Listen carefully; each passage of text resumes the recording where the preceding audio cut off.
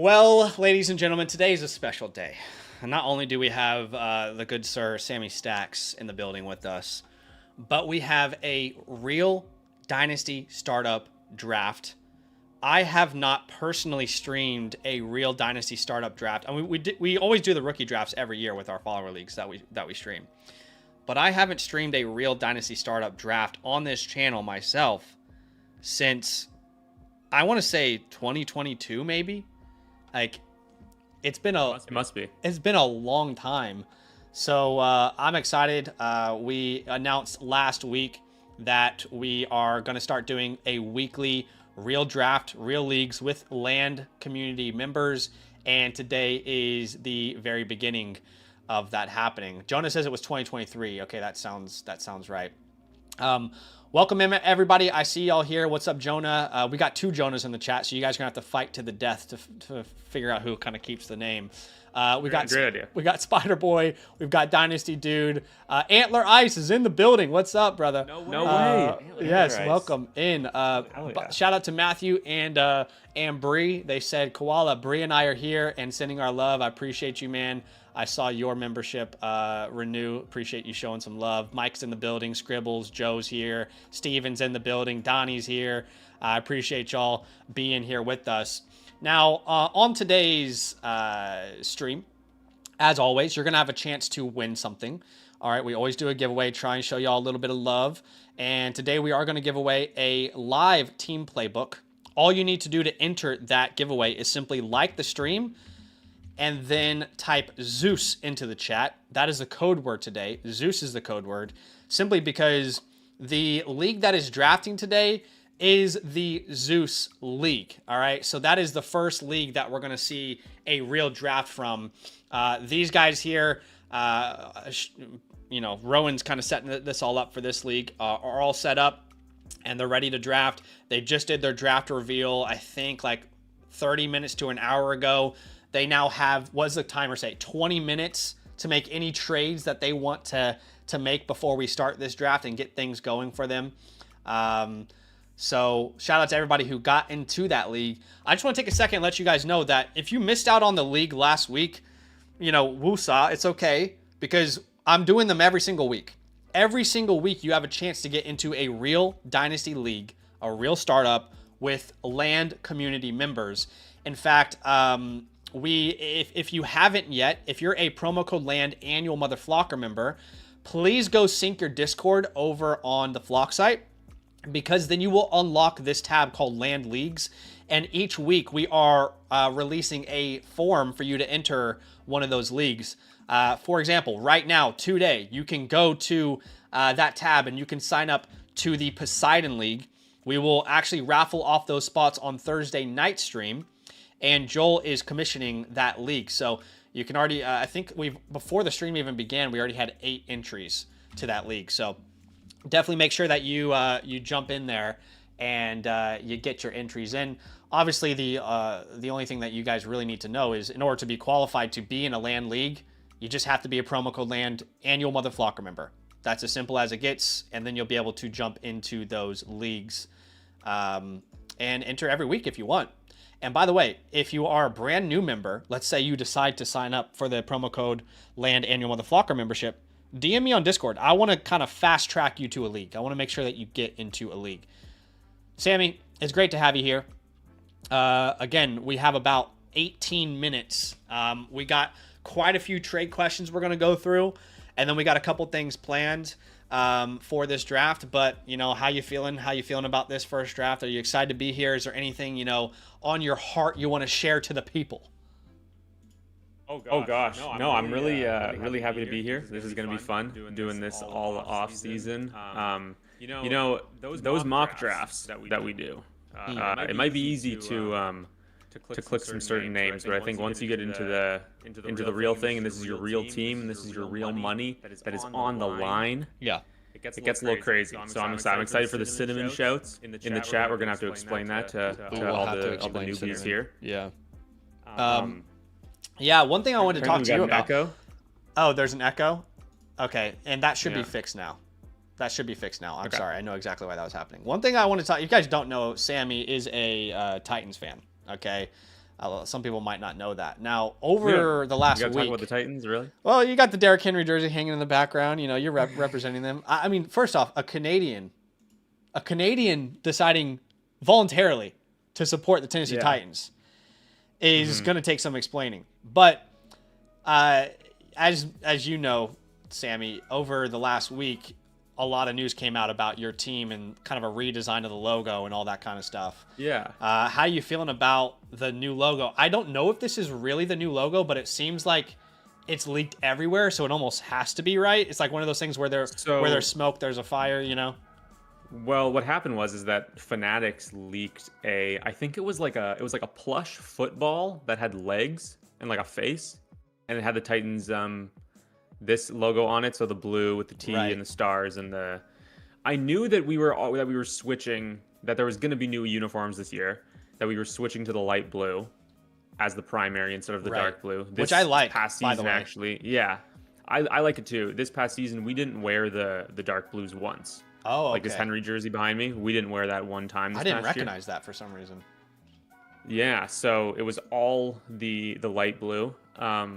The weird thing to me is, like, this is clearly just our owner. So she was obviously, her dad owned the team beforehand. Right. And he moved them from Houston to Tennessee. Right. And she clearly just misses the Oilers stuff. But by far your best look, though. Yeah, but stuff. I don't understand. We're keeping the Titans, but we're removing anything that's like Titan-esque. Like the sword logo is going to be completely gone. The flames are gone. Yeah. Anything that was like supposed to be the Titans is gone, but we're keeping the Titans colors. We're keeping the Titans name, but going back to the Oilers colors. It's like we might as well just be like the Nashville Oilers or something. I don't know. It's yeah.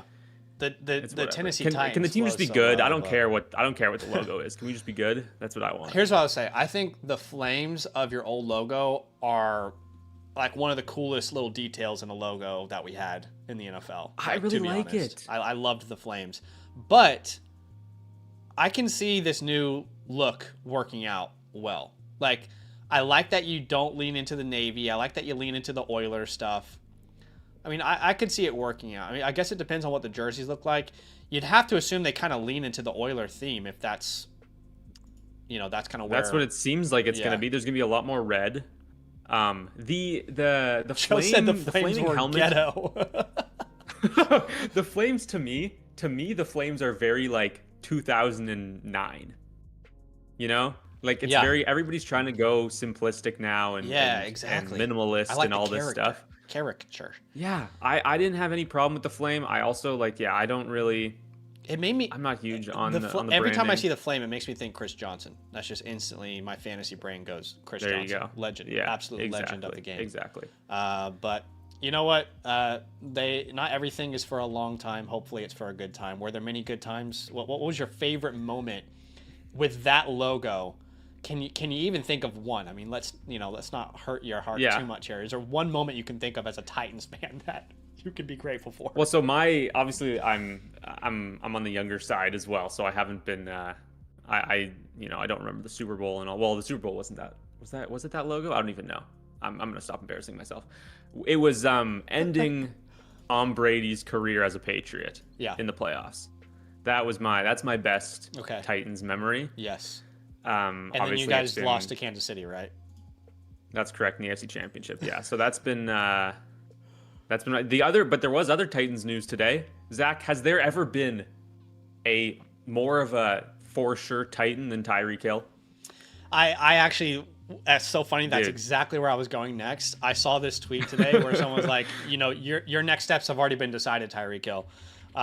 It would make sense if he goes to the Titans. Think about it. DeAndre Hopkins goes to the Titans. Julio Jones goes to the Titans. Yeah, it's written. It's kind of that's where really good receivers go to die once their careers are pretty much over. And I think it's safe to say that his career is probably pretty much over at this point. We've got about 12 minutes to get into this draft. I don't see a single trade happening yet, but we're going to give them an opportunity to make some trades before we start this official Real League draft. It will be 90 seconds on the clock. I will explain the land method because we're going to have a variation of the land method. If you guys know from our rookie drafts, We're going to have a slight variation of that on today's stream, which we're going to rock with. Again, if you guys want to get into these drafts, every single Monday, the same time right here, right now. Next week, we'll have a whole new group of people getting into a real draft. If you didn't hear my spiel from last week, one of the things that you guys ask for the most every offseason is, Zach, can I get a real league? I can't find a good league anywhere. All right, I don't want to just go to Reddit or somewhere random and join a league that doesn't mean anything. Well, what I did this offseason is I actually hired 2 guys to run the leagues for us. That being Rowan and Joel. They run the leagues for us. That's how much I wanted these to be great for you guys. I'm going to offer it every single week. You can get into the league. And again, if you want to enter today's latest raffle, just make sure that your promo code LAND and your Mother Flock member, and link your Discord on the Flock site. Then you'll be able to unlock this Land Leagues tab where you can join the raffle for the Poseidon League, which will raffle off on Thursday night. Let's get into some trade question vouchers. Again, while that countdown is going, we got a couple team reviews, which we'll do later. You guys can certainly get your, team reviews in if you'd like to do that after today's startup draft. But I just thought we could take some time and look at some of these trades that people have submitted. First one's from Leo Turzop. He says, already made this trade, needed running back depth. What are your thoughts? First thing I noticed instantly was that it was a start 11 league. And that is a big lineup. Even in a Superflex league, that's a large lineup that you've got there. You sent away Jalen Waddle. You got back the 110 and Caleb Johnson. That 110 range is not a place that we're obsessed with, but at the same time, Jalen Waddle isn't the easiest player to sell either. I'm not obsessed with Jalen Waddle just as much as I'm not obsessed with the 110. Yeah, so it's kind of like a mid-off, isn't it? It is, and the thing is, like, he already made the trade, obviously, but I'm fine with this. I think that, and it's not because I love the 110, it's not because I'm obsessed with taking an upside shot on Caleb Johnson, but I'm happy to get off of Waddle. He's deceptively old. Yeah, I feel like, like it feels like he's 25 and he's 27. Yeah, I don't have a strong opinion on this. I mean, really, it's going to come down to how the NFL draft itself pans out. If there are, let's say there ends up being 3 running backs that go in the first 2 rounds, and I'm surprised by that. Or, instead of it just being the big 3 receivers in Boston and Concepcion, we also get, Omar Cooper in the first round, or Jeremy Bernard, like we saw last week. What was that guy's name that I was using his mock draft from? Chad. Like Chad did last week, if anybody remembers that mock draft. Yeah. So I think this is about as even as a trade gets. I like that Caleb Johnson is kind of throw-in there. I really like Caleb Johnson as a throw-in deal. So overall, I'm pretty indifferent on that one, my friend. ATIC code, this is a trade. Code John. This is a big boy trade. He's sending away Puka Nacua to get back a 2027 first and Malik Neighbors. I love Puka Nacua, but I'm probably doing this trade every single day, especially if that's an early to mid first. If that's the 103 in 2027, it's a class that I have high expectations for. Doesn't mean that it's going to pan out that way, but you get Malik Neighbors, who before the injury, there were about 30% of content creators out there trying to tell you that Malik Neighbors was the wide receiver 1 in Dynasty. So, absolutely. Now you've got a quarterback in Jackson Dart. He's the clear guy. I understand it's hard to move on from Puka, but I think this is pretty fair value in a start 10. Yeah, I think that you're moving down a tier, probably. But, dude, I mean, as soon as the Neighbors ACL recovery is, like, as soon as the ramp has completed itself, whether that's week 5, 6, like, we're playing Dynasty, right? This is not redraft where we're gonna have to worry about the Neighbors ramp. I'm taking the pick. Pretty easily here. Yep, I like the deal for you there, my friend. What's up, Dan? Dan is in a Superflex start 10, and Dan is sending away Bryce Young, Xavier Worthy, Parker Washington for the 108 and Sam Laporta. I will say Sam Laporta is the most valuable piece in this trade. And then the 108 and Bryce Young, you could sell me on either. So I'm pretty comfortably taking the 108 there, unless you have a different opinion you want to share. I mean, I am a I'm a bit of a Bryce Young hater. Okay. Just not a fan. And yeah, I'm perfectly happy with the pick and Sam Laporta here. What are your thoughts on Worthy as a Chiefs fan? Because I was in some trade discussions today in a league where this guy's you know, like it's just you're throwing offers back and forth with somebody, and he just keeps pumping in the same player over and over again. That all of your counters don't have him. Right. But then every time he comes back at you, that was Worthy today for me. Take a note here. I clearly don't want this player. Yeah, I mean, do not want Xavier Worthy. I've been Mr. Rashee Rice for quite some time, as far as like who is going to kind of be the engine of that offense. So I remember making a video in January of last year saying, go buy Rashee Rice. This is the cheapest he's going to be coming off the injury and the looming suspension. And I remember everyone saying, he's not a buy low, he's a sell high. And Xavier Worthy did this to end the year. And, you know, look at what he did in the Super Bowl, by the way. And I just couldn't care less. I don't know. I mean, I thought Worthy might be like Jameson Williams to the Amon-Ra, if you want to kind of like think about it that way. Yeah. But I never saw Xavier Worthy coming out of college being someone that you funneled 8 targets through or like the engine of an offense. I just never saw that in his game. I think Worthy's one of those names where I think people get too caught up on like the early breakouts and, you know, what they did, age-based production type of player. I still think Adonai Mitchell's a better player. We'll see if that actually pans out, but well, yeah, I mean, I wanted the Chiefs to take Ladd when we took Worthy.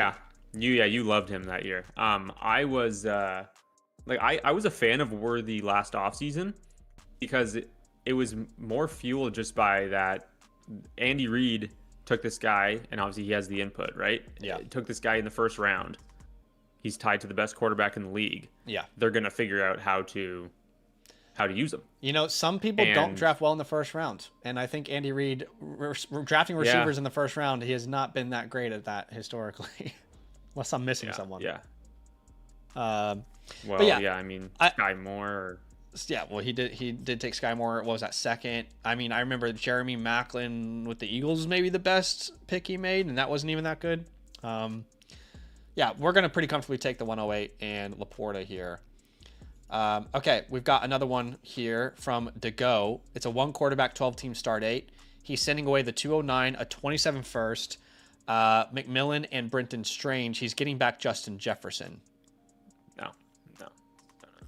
I can't. I don't know how you feel about that. As in, like, you want to keep the package. Right. Yeah. I mean, I don't disagree with you. I am a fan of buying Jefferson right now, but not if this is the price, where maybe if that's a late first, I'm okay. Like if that's a first where you think someone's actually going to win the league with that first, then sure. But if that's truly going to be like a mid first, anywhere 101 to 106 projected, I just can't do it. Not with a player like McMillan, which is so flippable right now in every sense of the word. If you're a contender, a rebuilder, you know, McMillan is so fluid throughout your league. Everybody wants McMillan. Jefferson is getting to that range where not everybody believes. Not everybody wants to build around him. That's my worry with Justin Jefferson right now is it's the same as CeeDee Lamb about to be 27. Value probably not increasing from this point. And then there's also the risk that they, like, I think that they'll figure out the quarterback situation, but is that guaranteed? No. Yeah. So, yeah, I don't love it. Yeah, like you said, Ted is such a insulated asset right now. Mm-hmm. There's no need, in my opinion, to do this, and there's definitely no need to do it in February. I mean, think about like Tet from like a Roma Dunze perspective, right? Like Roma Dunze is a good example because he had a great start to his 2025 campaign and then completely fell off a cliff, and yet still he's ranked as like a top 15 dynasty receiver, right? Garrett Wilson because is of the age. One that I think of. Garrett Wilson's a great one too, yeah. Where he didn't do anything. He did nothing as like a first or second year player, yet he's always in the top 5 because it's okay. What if? Mm-hmm. Like, I mean, Tet was 13 points per game as a rookie. Like, it's not jumping off the page, but, you know. Exactly. I don't think that this counter is going to work, but I wanted to offer you an idea. If you can throw him Michael Wilson based off the hype right now, and then keep your first, and then maybe even keep Brenton Strange, so it ends up being McMillan, Wilson in the 209. I probably would throw Strange in there as well to get that done. But that's like a counter that you could potentially try, I would say. Okay, look, guys, we are 2 minutes until this draft starts. So I want to take a second and explain what the land method will be. Okay, so first off, this is a real draft with real land annual Mother Flocker members, all right, community members. This is not a fake draft. This is not a mock draft, okay? So enough of the hypotheticals. This is all real world exercises now, okay? These people are trying to win a prize pot. Now, we are going to have a 90-second clock. It's a 0.5 Titan premium, and Rowan or Joel, let me know if I'm saying anything incorrectly here, okay? It's a 90-second clock, 0.5 Titan premium. I believe it's a start 9 or a start 10 Superflex. And it's a real draft, real money on the line for these guys, land community members. Now we are going to deploy the land method. If you don't know, a couple years ago, we came up with this acronym, land method, live, action, negotiation, draft. Now, what does that mean? Well, in the rookie draft, everybody has a 5-minute timer, which we call a trade window that they can call. We're not going to do a 5-minute timer in a startup draft. I mean, we would be here until tomorrow. So alternatively, the way we've tweaked this for the startup draft is we have given everyone a 1-minute trade window. That means that at any point during the draft, all of these guys who are drafting have one chance to call a trade window. They have to be on the clock when they try and call it. Our commissioners need to mark down who's used them as they've gone. And that trade window gives them an opportunity to shop the pick that they're currently, on. Or they can do, shop whatever they want to. They just have to be on the clock. And that kind of gives people an opportunity to make some sort of deals mid-draft. We kind of mix the best of both worlds. It's a real draft. We have all the hype and the expectation, the excitement of a real draft. It's not a snooze fest like a slow draft, even though slow draft is convenient for trades and stuff. But you also have a chance to, kind of maximize on the trade front. So we are counting down here 10 seconds. And then Rowan can go ahead and start the clock again for our first real Dynasty startup draft of the year. Oh my gosh, that was loud.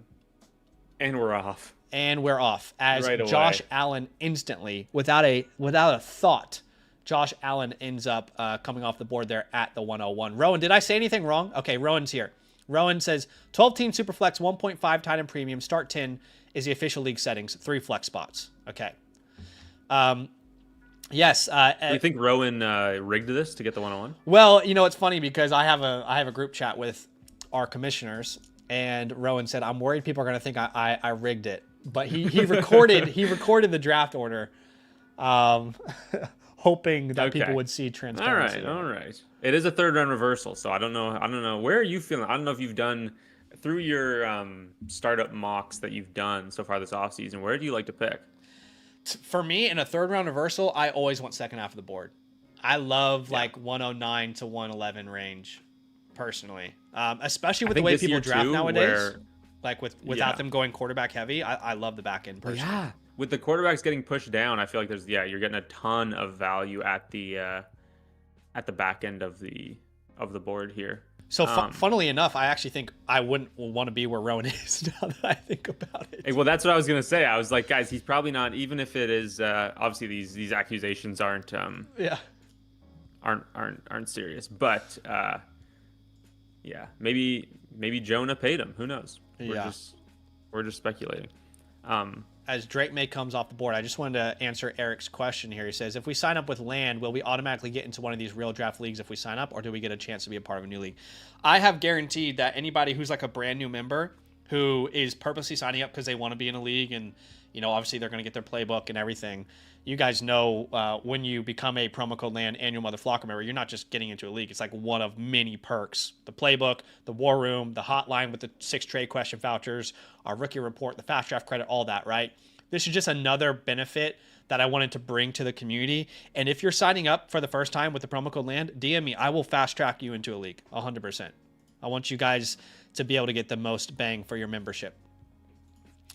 But yeah, quickly, do you want to get into Cinnamon? I actually was maybe we should talk about Code Cinnamon. It's been a while for me. All right. I mean, I feel like it's the first time for myself because it's been a long time since I've done a real draft. So Code Cinnamon. let's talk about Code Cinnamon real fast. As I mentioned, this is a real draft. People are putting real money into a pot to win a prize, pool here. Okay. So that means we have to deploy what we call Code Cinnamon, which means if a player is not off the board, I, as a viewer, am not going to say, oh my gosh, why is no one taking Jamar Chase yet? Why is no one taking Jamar Chase yet?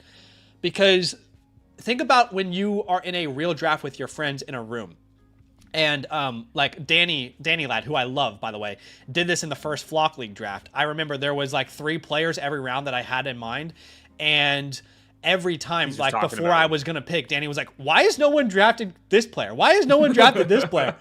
So if we ever yell Code Cinnamon, it's simply because nobody likes that guy. I do love Danny, by the way. I'm not going too hard on Danny. On brand, by the way. Yeah, but just don't be that guy who's like, why the hell's no one drafted this player? Because imagine you were the next person on the clock, and then because you brought up that name in the chat, that guy goes right ahead of your pick. So we just try to say, Code Cinnamon, be kind, so.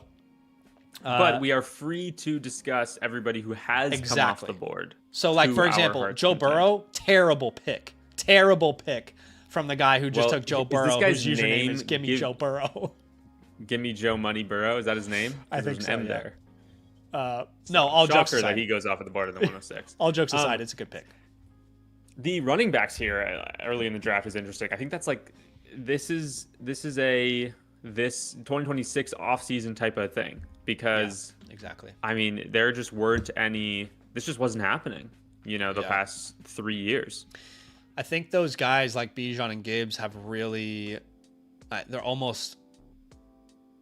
they really are almost like the most difficult players to trade for, even over like one of these receivers, because of the scarcity of the position, and because it's so hard to find running backs in a day like today where every team is doing split backfields. It's so hard to find these type of players that you just know are going to get 20 touches, can finish as the RB1 over 20 points per game. I mean, you look at rankings, there's some names for sure that could, but these guys are, I mean, how have you felt in your leagues? I feel like they're the most difficult outside of quarterbacks and Superflex. I think they're the most difficult players to acquire right now. Yeah, I just don't think that. I think it takes a very specific situation for anybody to want to move off of them, right? It's like if you're in any sort of, I think people have adjusted to where rebuilds are a lot faster. Yeah. And so if you're holding Bijan, it's like if I can compete even now, if I can compete in 2027, why am I selling Bijan? Yeah. Right? Exactly. I think a lot of people view it that way. And I mean, I have them ranked 5th and 6th overall. So like I completely agree with what with what happened in the draft. I might take like a JSN over them, maybe. Like you can make an argument, but it's pretty close. But I just think it's so much easier to project. Like the offensive changes are going to affect the running back a lot less than they will the wide receiver in a lot of cases. Sure. Yeah. And I think that, I think you can absolutely make the case for these guys to be this high. Through one round, we have 5 quarterbacks. We have 5 receivers and 2 running backs. Which, if you were to show this startup draft to someone in the year 2021, they'd be like, what the hell are these guys doing? Why aren't they drafting a bunch of quarterbacks? But the game has changed, ladies and gentlemen. Okay? It is not the same game. This is not your dad's startup draft anymore. All right? The game has moved. The game has shifted. It is not. No, yeah. Oh my gosh. We just saw Devon A-Chain off the board at the 202. Wow. Crazy stuff this in guy's Miami. A believer. Today, by the way. Miami pretty much released everyone. If you're over the age of 28, then you can leave the team now. You're gone. We're kind of done with you. Tyreek Hill gone. They're also They released who else? Nick Westbrook Akini, Eeny Weeny Yellow Polka Dot. Titans Bikini. legend. Yep. Actually, Titans legend. I lost the championship Vultures because of him. TD Vultures in the chat. Hey. Actually, it is your dad's startup draft. Actually, it could be. You know what's funny? When you said this is not your dad's startup draft, I immediately thought of TD Vultures. So shout out TD. TD is like the father of fantasy creators of the Flock League because he shows up and then we're dude, like, hey, TD, what's up, bro? Absolutely. Like, hey, man, come here, give me a hug. But yeah, Dolphins. Everybody's gone. Yeah, I actually just Except for committed. Tua, 'cause I just nobody wants committed him. code cinnamon actually. Anyway, they let go of players. Tyreek Hill coats him. We all know he's going to go in the second round. So let that's me all not we- talk about Tua right now because he might get picked here soon. Yeah. Which, like, low key, I'm curious to see where his career goes. And no worries, Eric. I'm glad to be helpful. Wait, is this Matthew's wife? Is this Bree? Matthew, are you and Bree in the chat at the same time? You guys are showing mad love right now. I appreciate y'all. That'd be wild. All right, so Ashton Genty goes after Devon Achane, which in a year from now will either look really smart or, we'll be like, why do we overthink Ashton Genty? Yeah, I have it. I don't know about you. I have it ranked that way right now. Where you have Achane ahead? I do still have HN ahead. I have Genty one spot ahead, but I have them in the same exact tier, so I don't mind. Same which tier way that for you me go. too. It's close. The Genty stuff is weird because I feel like I worry like we're going too far in both directions because it's like I do think that he'll be fine because like it's very similar to Bijan's rookie year where it didn't look great, but we know that he's awesome. Oh, really quick, I just saw a comment. Can they draft picks? Are we doing kickers? Yes. Rowan, people know that they can draft kickers, right? Or have we discussed that? Yeah, Jonah says kickers are picks. They're sorry, aware. we So need yeah, to for ask anybody Rowan. in the chat. I want to make sure Rowan set that up for them. Yeah. But for everybody in the chat who hasn't done a startup like this, Rowan says they talked about it. So kickers equal rookie picks. So instead of drafting the rookies before the NFL draft, this league is drafting kickers as the pick. So first kicker off the board is the 101, second's the 102, 103, and so on through all 48 picks. I guess I'm imagining it's 4 rounds. Yeah.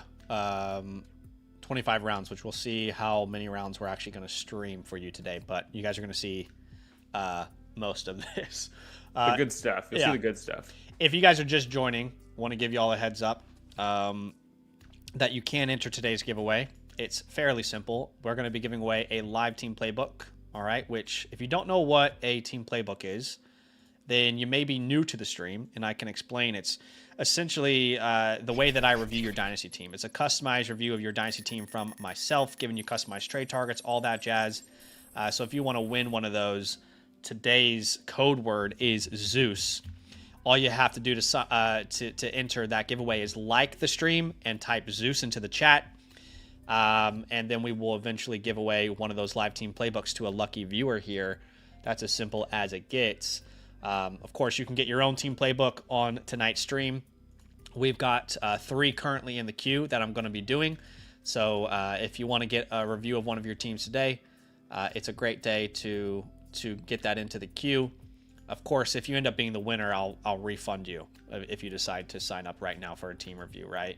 But of course, I would say the absolute best thing that you could possibly do if you want to get not only a team review, but you also want to get into one of these live community leagues that we're hosting is, hey, just become a annual Mother Flocker member with the code LAND, because you're going to get all of that and more, right?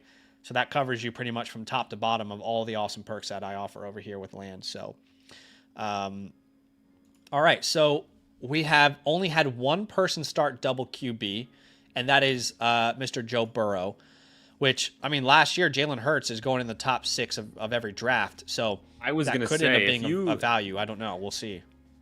Any of the past 3 years, if you told me I could get Joe Burrow and Jalen Hurts without having to make a trade, I mean, it's just not something that normally can be done. Never. The 101 did come off the board to the Jahmyr Gibbs team. Yeah. We talked about Badaki last week, guys, on the stream, but in case anybody wasn't there, he's just moving on a different stage of life. You know, unfortunately, not everything lasts forever, but he's got some awesome things that he's pursuing. So make sure you follow him on his Instagram. I'm sure he's going to announce some stuff soon. But Obviously, we love Badaki, but, you know, not everything lasts forever. And we appreciate him. Okay, so the 101 finally comes off the board. Now, my question is more, why is Dan Bailey the one that we selected? I mean, if you're going to go kicker, then great choice, honestly. I think you got to go Brandon Aubrey if you're going to start taking the kickers off the board here. Code Cinnamon, to be fair. With Brandon Aubrey, yeah. Dan Bailey, his latest news was 5 years ago, so he hasn't been doing much. But, that was a name that Mike had to scroll to find, I think. Yeah, I'm not sure, honestly. Dan Bailey, how about it? All right, so in the second round, we are now through 2 rounds, and now the third round reversal occurs. We are flying, and there are just 8 quarterbacks selected. 8 quarterbacks selected in the first 24 picks. That is not common. I mean, it is nowadays, but it wasn't common back in the day. Back in my day, just 33% of the picks were quarterbacks in the first 2 rounds in a Superflex draft. Wild. Well, it's funny because you can look at it multiple ways, right? You can gimme Joe Money Burrow is looking at this like, I'm going to try and get some value here because they're falling.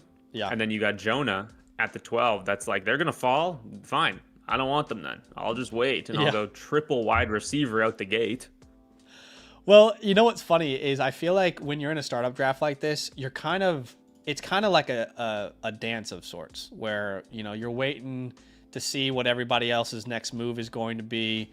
You know, you're obviously thinking, I need quarterback, but I'm going to keep pushing it. And as long as you push it, Team X, then we're going to keep pushing it almost forcefully down the board, and it's going to work out for me. But ultimately, someone decides, you know, I'm going to take the quarterback, and then it could be a run. You just never know how it's going to pan out. Now, Amarion Hampton at the 212. I don't know if this is me being way too high on the player. If you don't know, Zach, we are going to create the worst echo chamber of all time with Amarion Hampton. No, surely not. This is not good. Surely not. This is not good. Well, I just released a video today talking about 7 players set for big breakouts. I actually almost called it 7 players set for big boy breakouts, but I didn't know if, like, you know, the general consensus was ready to hear big boy breakouts. So I just said big breakouts. Maybe not. And Amarion Hampton obviously is the poster boy for me, breakout in 2026. I think he's set up in such a way to smash in 2026, man. So I absolutely love Amarion Hampton here. I'll do a little. I have him in the same tier as Achan and Genty, by the way, which I'm ready to be roasted for if you need to. I have him ranked ahead of Genty. Okay, you know what? I am pilled. Well, I just want to take a second here and thank Sammy for his contributions to the stream. This was his last time, and thanks for being here, man. We'll see you guys later. Okay, funny, all right. Well, explain yourself then. Explain yourself. Why Hampton over Genty? Because I can't go that far. It's the look. The draft was a long time ago. The situation is just miles better. And I think that he showed enough. Look, there's a threshold of what I think that I need to see to believe. Okay, really quick. There was a trade. Yeah, we'll get the trade details from Commissioner Rowan here in a second. Okay, I'll continue. But go ahead, explain yourself. I think that there is a threshold to what I believe you need to be capable of to be that tier 1 elite, tier 1 dynasty asset, a guy that can finish RB1 overall. Yeah. And I think Hampton has met that. Sure. From what I saw as a rookie, from his prospect profile, I think he has met that. And so then I'm looking at the situations, and I would much rather be with the Chargers with Mike McDaniel, with 2 all-pro caliber tackles with a good offensive line with Justin Herbert, than in a situation where Ashton Genty is, where it's a lot of hope. Yeah. Okay. And they're very close, but I do have, look, they're very close, but my stance is Hampton. I mean, I have them in the same tier, so I shouldn't be like, you know, I shouldn't be like, it's what? nitpicking. You're crazy. But it's just, I find it so hard because I really do believe that Ginty was worthy of that like generational tag as a prospect. I think that's just why I would be holding up on it.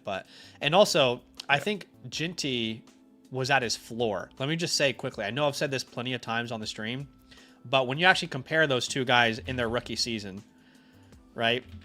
Think about it. Who has more to benefit from a new year?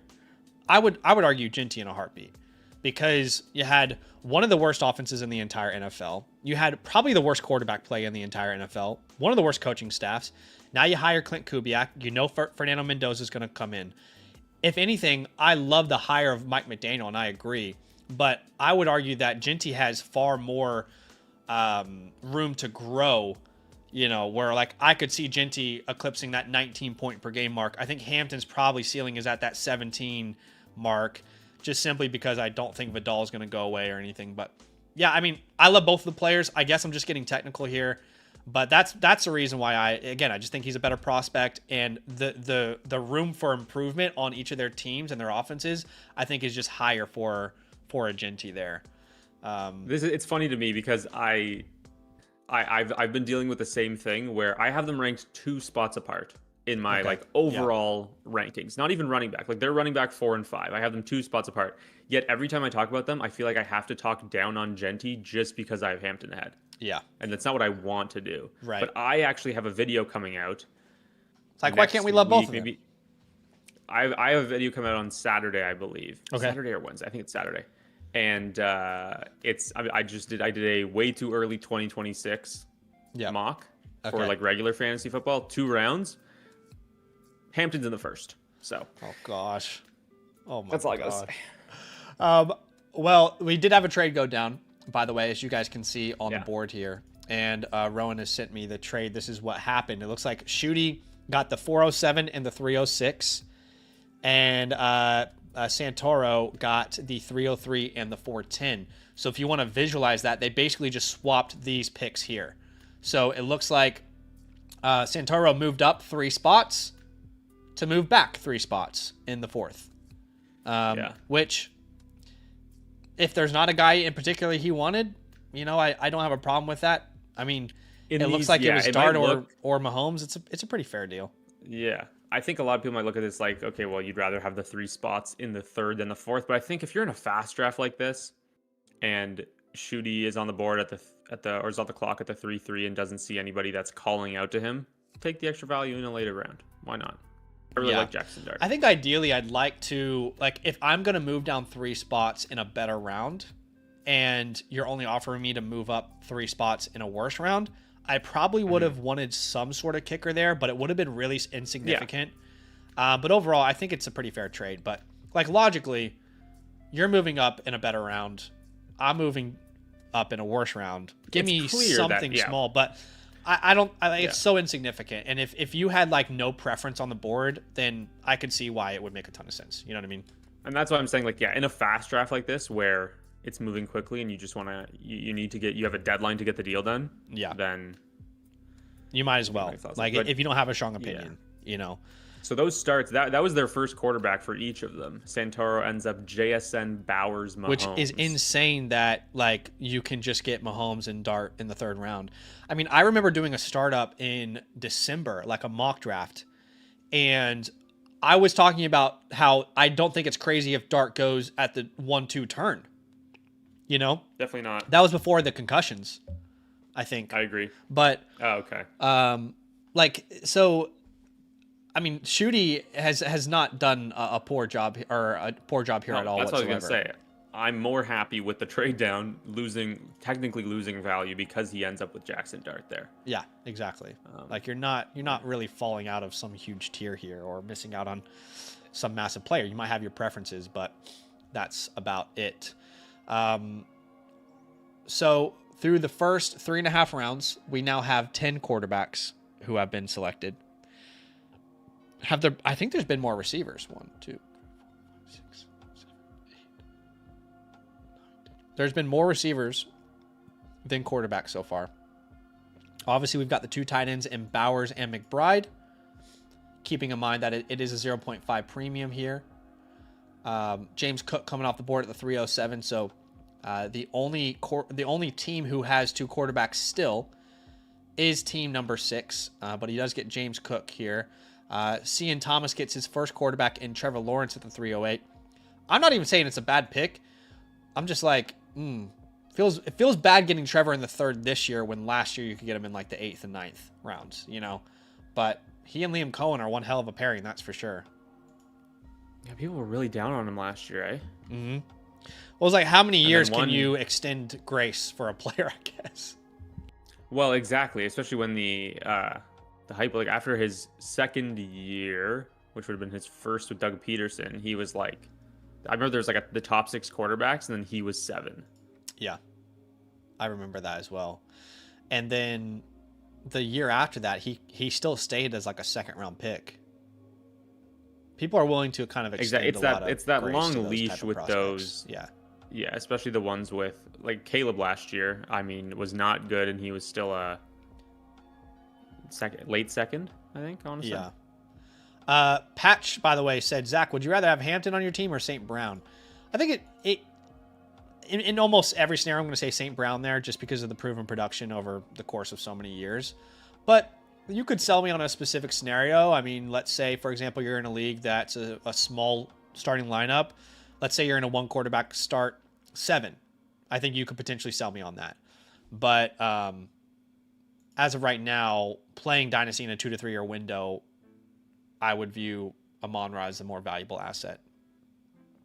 Yeah, I completely agree. So we get Nico at the 309, Garrett Wilson at the 310, Brock Purdy at the 311. So JD Butterball has started his draft with 2 quarterbacks and a tight end. Running backs and wide receivers, never heard of him. We'll see how it pans out here. It's a bold strategy, but I think it could work if he plays it the right way. Rowan here has started 3 different positions. This is your commissioner of the Zeus League. He loves the Chargers. He's a big Chargers guy here with Ladd, Omarion Hampton. It's a shame that Aronde Gadsden at the 4-1. We could actually, that's code cinnamon on you. And you know what? Sammy gets 3 strikes, and then I will kick him from the stream. All right. He has the power. There's nothing I can do about it. Can we have someone please keep track in the chat? That's strike 1 out of 3 for Sammy. And actually, I deserve the same thing. I get 3 strikes, and then we're gonna kick one of us from the stream. Zach, I don't know if I can handle this by myself, so you need to lock in and not. Maybe one. Arthur's, maybe I'm going straight to the gulag. Because we're gonna do this every single Monday. Maybe there will be a time where I just purposely do it and see what you do on the stream. Rookie mistakes. You don't want to know. Now, we got what sort of coach will I be? Exchange. What sort of coach will I be? By the way, you know, you fumbled the ball there? Am I gonna hold you out and teach you a lesson here, or what? No, I'm just kidding. Yes, we do have Stock Exchange in the building. I don't know if that is Corey or Danny, but welcome in, gang. Appreciate y'all being here. Loveland at the 4-1. Great pick, Rowan. I like this Rowan guy. He knows what he's doing. Hampton, Loveland. Yeah. In a tight end premium, I tend to agree that that's a pretty good pick there. In a non-tight end premium, I might push it a little more, but Loveland is so like I released the breakouts video today, right? And you guys are loving it so far, but I purposely didn't include Colson Loveland because I just felt like it was a cop out almost. Like, you know, like, come on, bro. Like, we all like Colson Loveland already. You don't have to sell us on Colson Loveland. But it's hard because even like Hampton, it's like I feel like it's hard to say this guy's gonna break out when it's like expected. You know what I mean? Mm-hmm. Roman's calling me out in the chat. He said, Sammy, that was for you, but you haven't ranked over Jefferson, and I want it to be known. I think you're crazy. Do you actually have Loveland over Jefferson right now? Yeah, I do. All right. I mean, that might be strike 3. Hey, they're both drafted. No, I might cook the results here up. That's fine. Anyway, Bush is in the building, by the way. Cooked up some Igbuka magic. Bush. I do like the Igbuka pick there at the 4-2. Would I take Rice ahead of him? I don't know. Hard to say. See? Look, Bush is right. He said, remember when Danny wouldn't drop him in the flock league? Never wrong, just early. It's true. We were all planning him. Technically, he wasn't wrong. He couldn't start. He was early. He couldn't. The problem Danny was could not field. The a problem starting was lineup. he was so early that it just never mattered. So, yeah, it's a good player. Loveland didn't but do anything until like when was the Bengals game? Week 14. I literally didn't do anything until it was too late to Danny matter was at all. long gone And then, after that. I don't know if people remember, but Danny also dropped Luther Burden in the toilet bowl, and then I played Luther Burden against and then Danny. lost to him, and that's why he's going to Denny's. Exactly. No, Exactly. genuinely, Yeah, if you Zach, look at our lineups, and if he started Luther Burden and I started someone off the waiver wire, I would have been going to Denny's. No doubt about it. Yeah, I think Danny's going to handle that a lot better than you would have, honestly. Well, I told people if I was ending up at Denny's, I would have just been there for 24 hours. I can't eat anything. I can't eat anything at Denny's. It would have just been a stream of me there the entire time, just being like, all right, is it okay if I sleep here? I'm talking to the waiter. Yeah. Can I sleep here? Can I bring a sleeping bag? I can't eat anything here. I'm sorry, ma'am. I don't know what to tell you. He's like, yeah, so at least he can probably eat something. Hunger strike at Denny's. Oh my gosh. Oh God, that's awesome. Yeah, Homer's dead. The last place punishment is Danny is going to spend 24 hours in a Denny's, and everything he eats takes time off. Every pancake or waffle? They haven't. I don't think it's been decided yet. I think the best way to do it is to make every item on the menu worth something, so that we can like see a variety and not make them just eat 12 pancakes. Yeah. Sean says could have done 24-hour roster reviews from Denny's. Honestly, no. That is kind of hilarious as an idea. That would be funny, but I don't think they're gonna let him make money. Yeah, no, I don't think so. Yeah. Although maybe I'll stream right beside him. Hey guys, for every roster review that you buy, we'll take 10 minutes off of Danny's time here at Denny's. It'd be so awesome because he's gonna be there for like 10 or 12 hours, right? And everybody's just gonna be dropping in every once in a while. Right. Yeah. Just saying what's up. Butch says, the plan is to include eggs and whatever. Okay. Well, hopefully we're not including literal shit. I hope. Just want to clarify there, but no, that's just Bush's Canadian coming out. Is shit a popular word in Canada? I think we would just say I would just say and that a lot. Yeah. Okay. Right. It doesn't mean anything, but. So Breece Hall at the 4-3.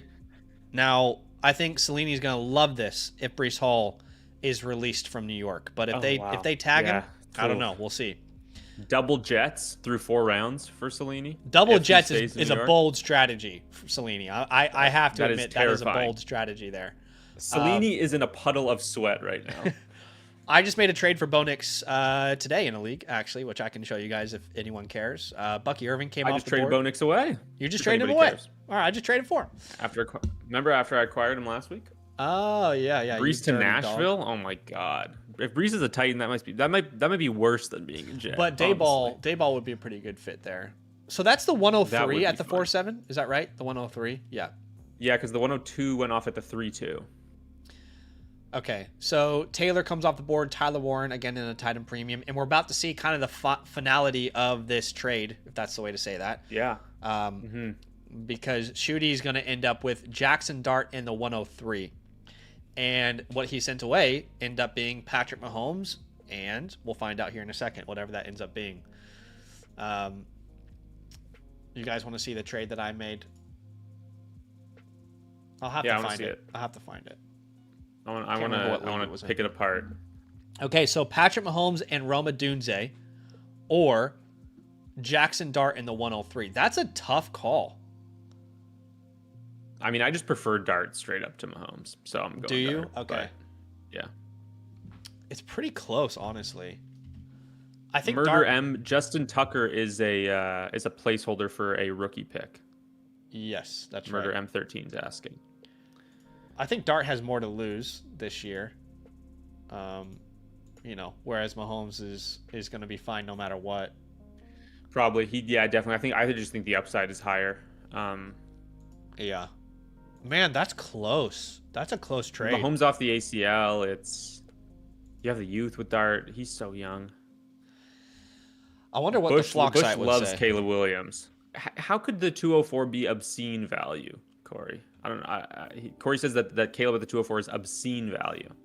So what was it? It's like maybe Mahomes and Adunze for the 103 Dart. and Dart. And the 103. Oh, we're not done yet. Okay. Yeah, I mean, it says fair trade, expert consensus. If I use my rankings, it also says, you lose. I prefer Dart, or I prefer Mahomes in a Dunze, but it's very close. Mm-hmm. Yeah. I have a Dunze pretty much completely equivalent agree. to the 103, by the way. So it comes down to your opinion on Dart and a Dune and Mahomes there. Yeah, I mean, I think we're all playing kind of like best case scenario with these receivers.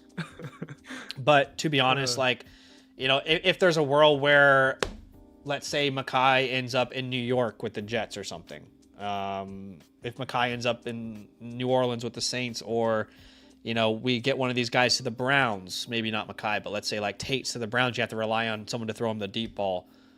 I'm not sure people are going to be that sold over a known situation with a Dunze. I guess it comes down to how you view his first and second half of the year last year.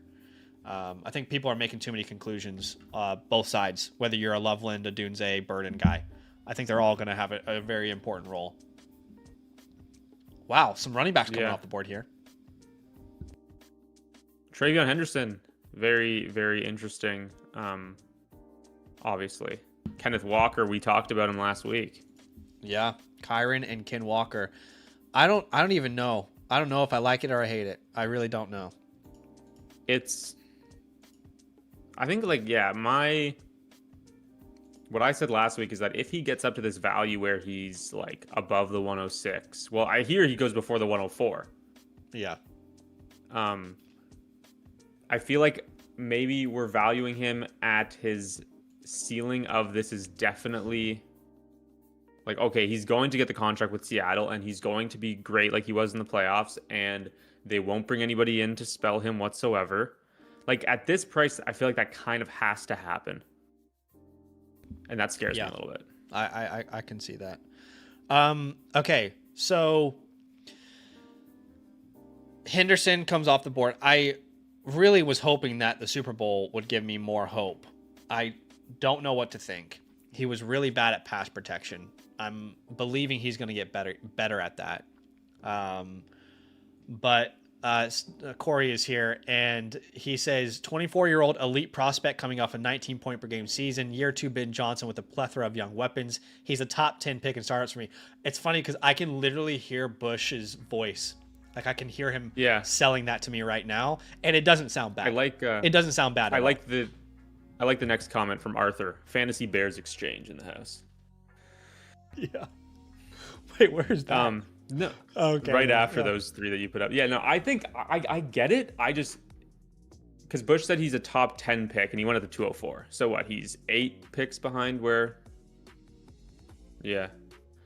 I know that Danny loves Burden and Loveland as well. So they love the Bears, which, I mean, it's probably the most exciting young offense in the league, you'd have to say. Yeah, I mean, no doubt. Like, superstar offensive mind, the next Sean McVay type feeling, great weapons all around him. I mean, to me, I just feel like, I don't know how you feel, and like maybe Bush has a different opinion, but once Puka Nakua's gone, I wouldn't even put Joe Burrow in this, respectfully.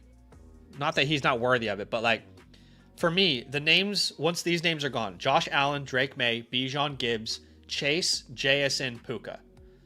Daniels, sorry. So those 8. Once those 8 are gone, I don't care who you take next. Like, I think you could have another 8 names that I would be fine with, right? So if you want to put Caleb up there, if you want to put, actually, I should put Lamar in that category too, so 9. But you want to put Caleb over Neighbors or Lamb or one of the running backs, I'm actually completely fine with it. But I would probably say, I don't have a strong enough opinion based off of where you want to lean team construction and the way you think a draft is going to go. Because, again, like this offseason, I'm just seeing so many people let quarterbacks fall that it makes me feel like I really want to get the late quarterback stack. Like, who I'll see if anyone does it well in this draft, but in plenty of mock drafts, we're doing it pretty consistently. And Bush says 100% Zach. It's all a large tier after them. Whoa. Rowan is calling me out for Code Cinnamon. Who did I talk about? Did we just get a Code Cinnamon again? Okay, I'm allowed to. I said Danny really likes Loveland and Burden. Code Cinnamon. That's strike 2. Sorry, man. That's not Let's Code keep track Cinnamon. of this. Look, everyone keep track of this. Is it not only in relation to the draft? Is that not the? I want to know the rules. I don't make the rules, man. I just follow them blindly. Well, are those the rules? We don't know what the rules are. I don't make them. I just follow them blindly. That's all. So that's 2 out of 3 there. I'm skating on Rowan, and also Rowan is just like putting me on the stand tonight, asking me to address my ranking of Brian Thomas Jr. Good. All right, you're in the big leagues now, bro. You got to handle it. All right. It's the fourth quarter. All right. There's 20 seconds left on the clock. You're in Salt Lake City. All right, facing the Utah Jazz. How are you going to respond? Your flu game. All right. You got to be ready. We will talk about Brian Thomas, who went off the board there. Okay, so I feel like what Dean did, I love Dean's draft so far. Can I just say, this is my ideal start. You're probably not going to get an elite tight end. Dean probably knows that, but this idea of 1 quarterback through 4 rounds, hit in the 5th round. The 5th round seems like a sweet spot in this year's drafts, where you just find one of those veterans that, can be this really solid quarterback too. If you're playing in like a 2 to 3 year window, I'll give Dean some praise. I think he's absolutely smashing it right now. I like the draft. I love Dak as a QB2. Wanted to reply to someone who had a question about tonight. Where did I see that question? I think Patches was asking a question. He says, if I bought an annual Mother Flocker membership, would you be able to do it tonight, or do we have like a schedule it when I buy it? I don't know. If you're asking about like a team review, absolutely. I can do it tonight for you. We've got a queue that's currently building up. But if you guys want to get your team reviewed tonight, it's a great opportunity to do so. I'll put a link in the chat for you. But yeah, if you want to get a team review tonight, my friend, you can get into the queue, and I'll definitely make sure I get to it tonight. Okay. So Jordan Love comes off the board. I've been labeled a Jordan Love hater. Comes with the territory. Dak Prescott, Higgins, Marvin Harrison. We'll talk about Marvin Harrison in a second. However, I do think it's worth talking about Brian Thomas because he is a very polarizing player this offseason. And clearly you still believe in him based off what people are saying in the chat about where you have him ranked. Is that right? You still believe in the guy? Let me look at where the flock site is on him, and everybody is. Because I'm a believer. Yep. Okay, so I'm the highest out of anybody, but like Danny's not that far behind, Bush isn't far behind. So here's my thing with Brian Thomas. I think you have him wide receiver 12. Is that right? Yeah. Okay, that is actually pretty damn high. Yeah, I got him at 22. He had Can you pull up his rookie season stats there? What was it? 1,300 yards and how many touchdowns? Yes, let's have a look. Brian Thomas. In his rookie season, Brian Thomas had 1,282 yards, 10 touchdowns, finished as a wide receiver 4. Averaged 16.7 points per game. Okay, Zach, here's the list of rookie wide receivers to have 1,200 yards and 10 touchdowns. Okay? Jamar Chase, Odell Beckham Jr., Randy Moss, and Brian Thomas Jr. Okay? That's it. Now, and from what I remember, those guys were good. I think those guys were all right. If I remember properly, world beaters or anything, but they were okay. But they were okay. Yeah. And then I think if I do this correctly, and then let's say maybe he ran hot on touchdowns, right? Yeah. Maybe that's not repeatable. Let's bring it down to 1,200 yards and 6 touchdowns. Okay. Now to that same list, you add Malik Neighbors, Puka Nacua, Justin Jefferson, and Anquan Bolden. If I remember, those guys were actually good too. I think those guys might have been all right. I know some of those words. Did Brian Thomas Jr. I know some of those words. Sean Ramos in the chat. I've heard some of those names before. 100%. I think we've heard these names before. And so, did he forget how to catch the football? I don't know. But I think one of two things happens. Either Liam Cohen figures it out, right? and Brian Thomas Jr. is great. Yep. Or Liam Cohen decides that he doesn't want to bother figuring it out, and he trades him. I don't think it's likely he gets traded. Yeah. But Brian Thomas Jr. would have to be the outlier of all outliers. Yeah. To not figure it out and be an incredible wide receiver. So Well, I still believe, and also like the guys that I have ranked below him, which I will not mention at risk of being kicked off the stream. But there is line here, brother. I'm just not excited about a lot that comes after him, and so that's why I think one thing I will say, just to kind of like play devil's advocate here a little bit, is the injury. I don't think he was ever really healthy with that wrist. That too. There's that as well. I think that might have played a more significant part than we're really wanting to admit. Now, it's difficult that the Jags looked at Brian Thomas and said, we don't have enough. Wait, what do you mean you don't have enough? You drafted a receiver in the first round last year. You hit on Brian Thomas. This year, you drafted what was supposed to be the second overall pick, wide receiver, cornerback combo that was going to play primarily receiver. He goes down with an injury. Oh, then you trade for Jacoby Myers. Parker Washington breaks out. So that's where my concern. Washington. Shit. All right, how many is that for me? Also, I almost got you on the wide receiver cornerback combo, but you didn't say his name. So does that not count? Did I not say his name? Thank God. You didn't say his name. Yeah, no, I knew what I was doing. I know I'm a veteran around these streets. So unless it comes to Parker Washington, it does make you ask, and that's 3 for you. So that's it. Sorry, man. Okay, no. Sorry, man. Say goodbyes. What? This is scuffed. No, all right. We need a ref. I don't make the rules. Here. I just enforce them blindly. No, we won't put that one on you. Okay. But like that part is concerning, that they were competing and they said, I don't know if we can really rely on what we have. So they brought in Jacoby Myers and then signed him to a long-term extension. Now, who? I don't think Myers and Brian are really going to play anywhere near the same role. But I think Brian Thomas could be a really good buy low. But I think that ranking of wide receiver 12 is almost leaving no room for error. That's my only concern. Like, there is a very real possibility here that he does not retain the value that we wanted him to. He could be an outlier. You're right. But there's almost no room at all there for any sort of error in his second year. Like, also, if he has a 707 year, you're not going to rank him anywhere near top 12. But he may be still top 30. Okay. Well, let me ask you this, because you have him. I have him 39 overall. Yeah. Right. You have him 70th. That feels right to me. Yeah. So you're not touching him until you're touching him in the late 5th. Yeah. Whereas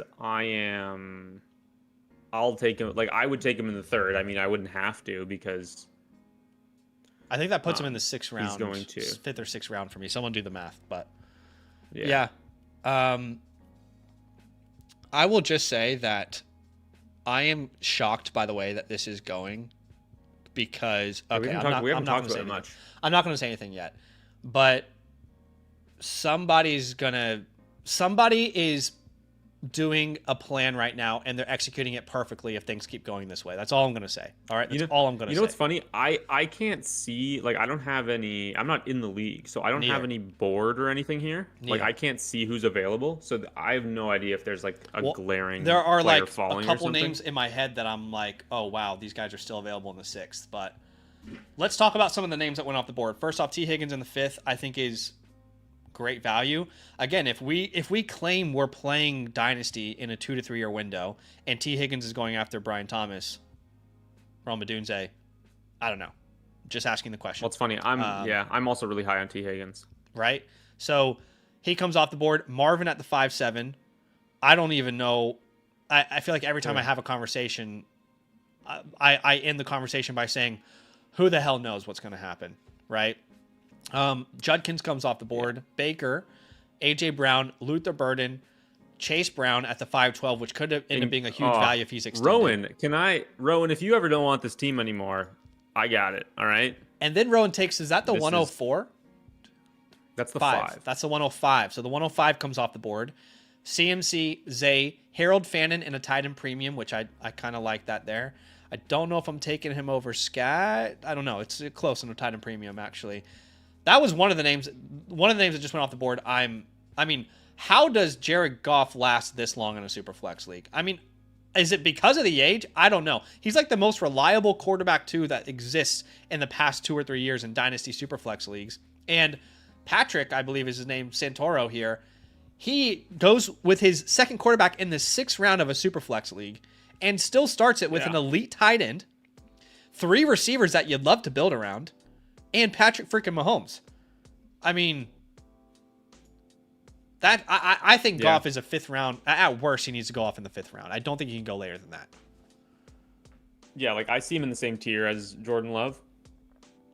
Yeah. And Baker. Exactly. So I think that this is phenomenal value here. Harold Fannin.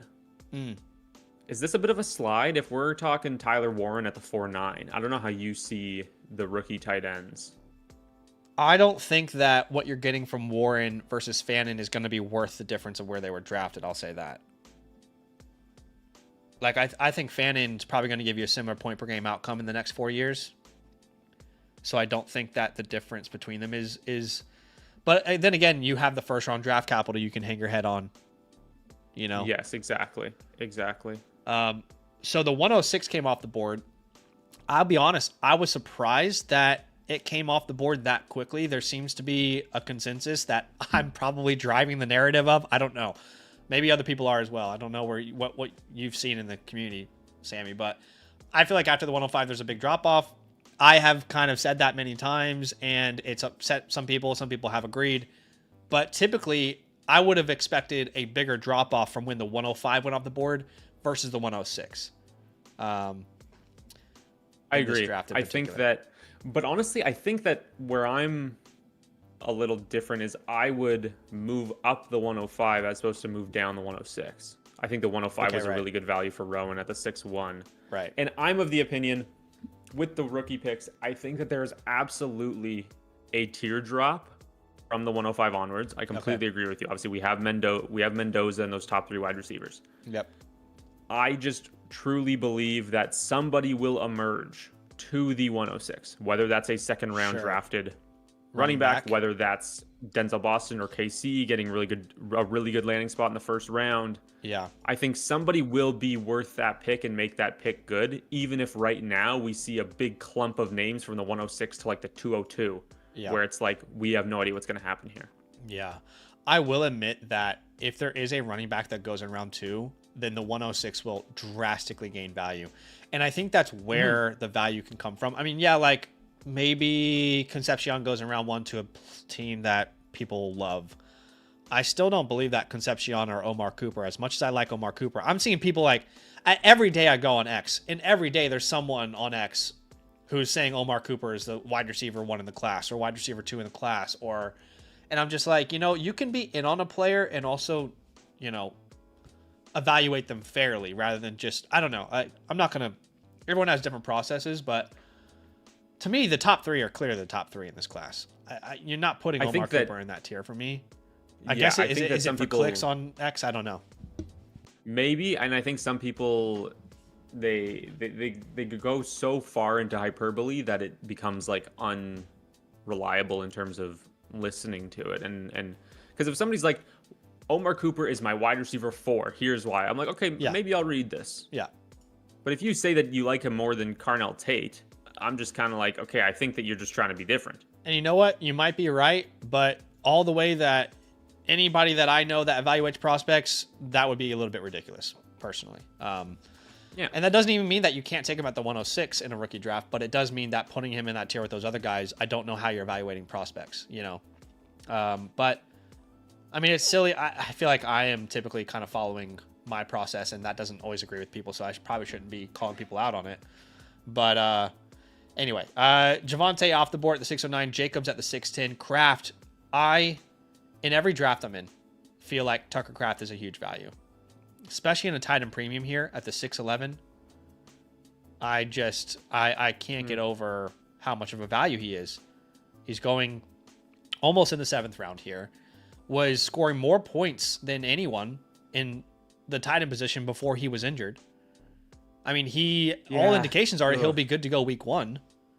It's tough because he's the focal point of their offense. I don't get it. He had 1, 2, 3, 4, 5, 6. He had six touchdowns in his 8 games. How sustainable is that? He only had 2 games over 60 yards. Yeah. So I think that there's definitely a bull case where the Packers just don't really seem to care to get a good wide receiver. Yeah. And I just don't know. And I think he's a phenomenal tight end. I really do. I worry about the consistency in that offense. It just feels like they're just spreading it out all over the place. And they were even doing that with him. Like, well, you really can't find consistency at the tight end position, but he offers like this upside that you almost never see. Yeah. And we're just letting him go at the 6'11" in a tight end premium. Also, why is Jameson Williams right going after that late too? Oh I mean, gosh, honestly, freaking that turn from Ryherd there it's got me hot and bothered. Hey, look, he got Brian Thomas, he got Tucker Kraft, and then we both love JMO. So love JMO. Is you want to know what's so frustrating about Jameson Williams, by the way? Is that he's so awesome? Well, is that I'm a dumbass, and I gave up on him at the worst time possible in the Flock League. You want to know who I traded him for? I basically traded him for Xavier Worthy last year in the Flock League, and it was before their bye week. When was their bye week? I'm trying to remember. Was that week? It's right before he started being good. 8. I think it was week 8. So I want to show you guys exactly when I traded in the Flock League. When I traded Jameson Williams away, and I want you to just know how hard it was as the resident Jameson Williams truther to watch him absolutely go off literally the minute I traded him away. So I had him from weeks 1 to 7, and then I gave him to Nathan, and Nathan had him from week 9 onwards. So I had him for that stretch where he scored 8 points per game, 15% target share, 4 targets per game, 41 receiving yards. Nathan had him when he was the wide receiver 7. 16.2 points per game, 7 targets, 21% target share, almost 83 yards per game. I mean, it was so. It's one of the painful. craziest. It's one of the craziest first to second half splits that we've seen in a long time, because it was so clear during the bye week. And this is one of those things where, like, in the moment, you never know whether or not to believe it.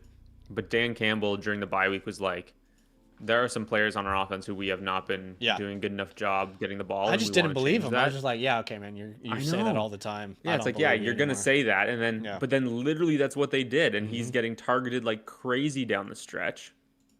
And Zach, that's 16 points per game. That includes the 0 against the Giants in week 12. I know.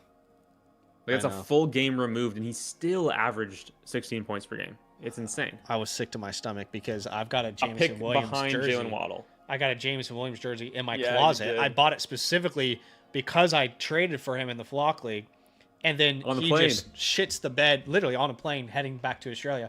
He shits the bed every week for me. And then as soon as I trade him away for a player I don't even like. I don't even like Xavier Worthy. Okay? Yeah, this stream started where you don't like Xavier Worthy. Oh. I don't ever want to. I need to go to counseling. We just cinnamoned. Okay, is that 2? Is that 2? We're both off the stream. Oh no, we're getting close here. We're done. Just watch the draft. Turn us off. Watch all right, guys, the draft. We're gonna officially go. No. What do you think about? Well, actually, no, I can't even. Okay, Sam Laporta just got drafted. Thank God. What do you think about Sam Laporta coming back healthy? Do you think that, like, how much of JMO's production was Laporta moving on? Because I've seen some people make the argument that Laporta gets hurt, JMO goes nuts, and I'm like, it's not unfair. I don't think. I don't know where you stand on that, but I don't think it's unfair to have a conversation about that. I don't think it's unfair to have a conversation whatsoever. I just think Jameson Williams just so clearly the more talented player. He's so good. He's so good. Like, everything I thought he could be coming out of Alabama, he showed he can be that, not only last year, but this year again. Unfortunately, when you're in an offense like that where, you know, there's this mentality everybody gets to eat. Yeah. You know, it doesn't always really work out the way you want it to, because there are only so many targets. I mean, we talk about it all the time with the Eagles. I feel like that's all we talk about with the Eagles offense consistently. Well, we have the splits for 2025. Do you want to see the splits for 2025? with and without Sam Laporta, Jamison Williams. Without him, 15.2 points per game. With him, about 11. The target share is drastically different, right? From 4.8 to 7.3. Receiving yards go up almost 30. So I don't think it's a crazy thing to discuss because it logically makes sense. A big target gets taken out of the offense. You were struggling to get target share beforehand. And then this really talented player in Jamison Williams finally gets target share and he does great. I don't think it's a crazy conversation to have, especially with how dominant Gibbs is as a receiver too. Yeah, exactly. I don't think it's crazy whatsoever. I think that there's also the fact that we heard the Dan Campbell coach speak about we're going to get him the ball more. And then for 2 weeks, it happened. They got him the ball more. And then Sam Laporta got hurt. Yeah. And it was like, okay, now it's even more. Yeah. But I trust that this was the plan no matter what. It was already an emphasis before Sam Laporta got hurt. Exactly. And I think that the Sam Laporta injury thing is just to me it seems like a lazy way to get out of it. Yeah. Well, I bought Jamison Williams after his rookie year in almost like every Dynasty league I had. So I would love that to be the case. I would hate he's the perfect best ball player. And you know, if you're not in a best ball, you just hope that. I mean, the eye test is so obvious, but it doesn't really always work out that way, does it? Okay, a couple interesting picks here in round number 7. Firstly, Cam Ward comes off the board. So Shooty has Cam Ward and Dart as his 2 QBs, betting on that 25 class. It is fun. We'll see if Dart gets another weapon this year. Maybe all he needed was, a change of, they say look good, feel good, play good. Maybe he just needed a rebranding of the Titans. Who knows? Harvey comes off the board. Devonta Smith, I think, is a pretty good value here. Especially considering that Metcalf goes off the board just 3 picks later. I don't like the Metcalf pick, if I'm being 100% honest with you. Laporta is a pretty good pick in this tight end premium format. Travis Etienne, I talked about it previously, but if you guys aren't aware, it does really look like he is not coming back to Jacksonville. You could play... if you're an Etienne owner, I think the best case is he does come back because he was so good in Jacksonville. But it's just a known quantity there, right? Whereas you don't know, and it feels like he would have the majority share of the backfield. We don't know what that looks like elsewhere. Exactly. What people will say, well, he go Kansas City. Maybe. I don't know. What if he ends up in Tennessee? No disrespect to your Titans, but I think we'd all think about it a lot differently than we do now. Absolutely. CJ Stroud and Tyler Shuck coming off the board. I really loved the Jared Goff pick. I'm not going to keep talking about it, but I really loved the Jared Goff pick. Tyler Shuck is another name that could really pan out. If that second half of the year, his last 6 starts, if that's an indication of what he'll be in the future, then this could be a great pick from Cellini here at the 7-10. And then Travis Hunter at the 7-11, which I'm going to talk about in an upcoming video. What I will say is,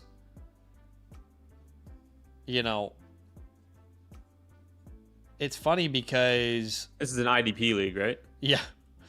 We're starting 1 cornerback, right, guys?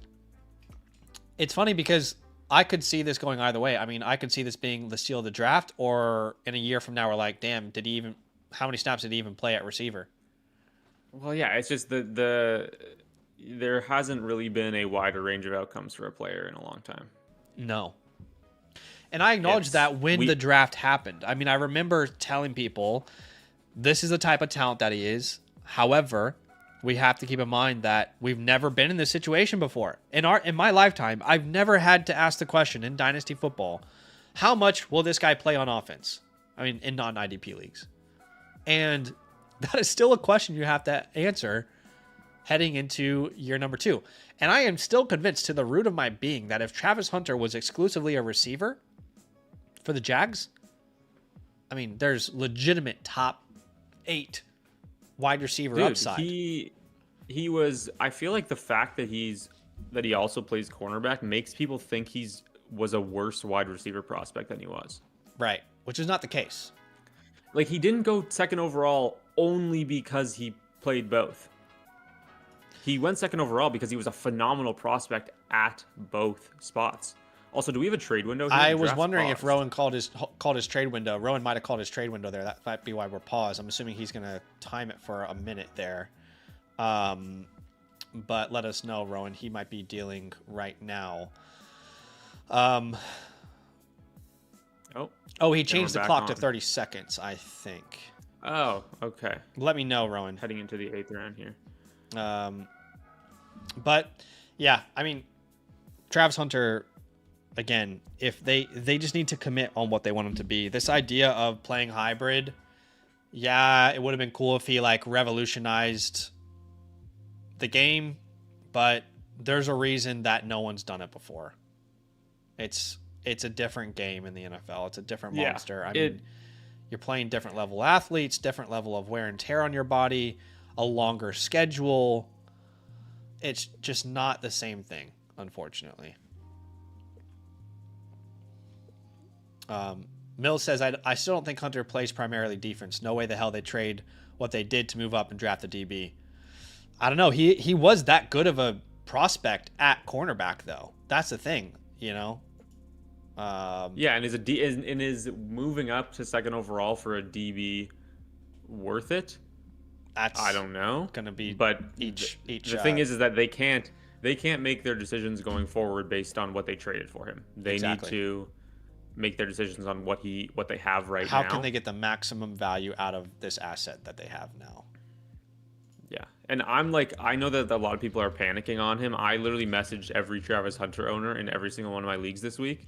Yeah. Asking what they were thinking of him. I got one price that I really, really liked. What was the price, out of curiosity? I will pull it up for you right now. Because for me, like, I'm looking at it as like, I'm going to take a shot on this insane talent. Here's what I sent. I sent Terrence Ferguson, Torrey Horton. Wait, why is Terrence Ferguson still rostered? What do you mean? Oh, Terrence Ferguson. I don't know why my mind went to, what was the receiver? Terrace Marshall, sorry. I went to Terrace Marshall, the Panthers receiver. I just thought, why the hell is he even? That's awesome. Okay, right. I love Terrence Ferguson, right. No, yeah. Rams tight end. Yeah. You had him as the breakout. Yeah, right. No, I know. Terrence Ferguson, Torrey Horton, and a 2027 second, my own second, and this is a contending roster. Okay. And I got Travis Hunter and Mark Andrews. Oh, yeah, I like that. There's not a lot of risk there, honestly. Exactly. If you're not taking on, I just sit him in 4 times, by the way. Oh my gosh. Yeah, you're. But if you're not taking on any risk, really, which like in that trade I'm not, there's no point in not taking a shot on this insane talent who is just in a difficult situation right now. Yeah, I get that. I genuinely understand. Did Rowan use his trade window, by the way? Let me know, Rowan. Because the clock didn't change, it doesn't seem like. No. Mike grabs another quarterback here. He goes with Bryce Young at the 804. We had Kyle Pitts off the board at the 803. Rowan did call his trade window. Okay. He says he was in serious trade discussions. Nothing came up. For anyone else's trade window, let me know and I'll put a timer up. But that's all goods. So what picks did he grab here? That was the 107, 108? I think because the 105 was a 601. So it would have been, the 7-8. Okay. 6-7. Right. Sorry. Oh, God. I'm sorry. I actually hate that I just did that. I might have to actually leave now. Dude, every time I hear it, I cringe. You know what I was saying to my wife? I was like, this whole 6-7 thing is my generation's 21. Except it's worse. 21? It's way worse. Yeah, because 21 was funny, right? Scribbles. Zach, the chat's coming for you. Zach, you're a grown man, lol. Rowan goes, that's like 10 strikes.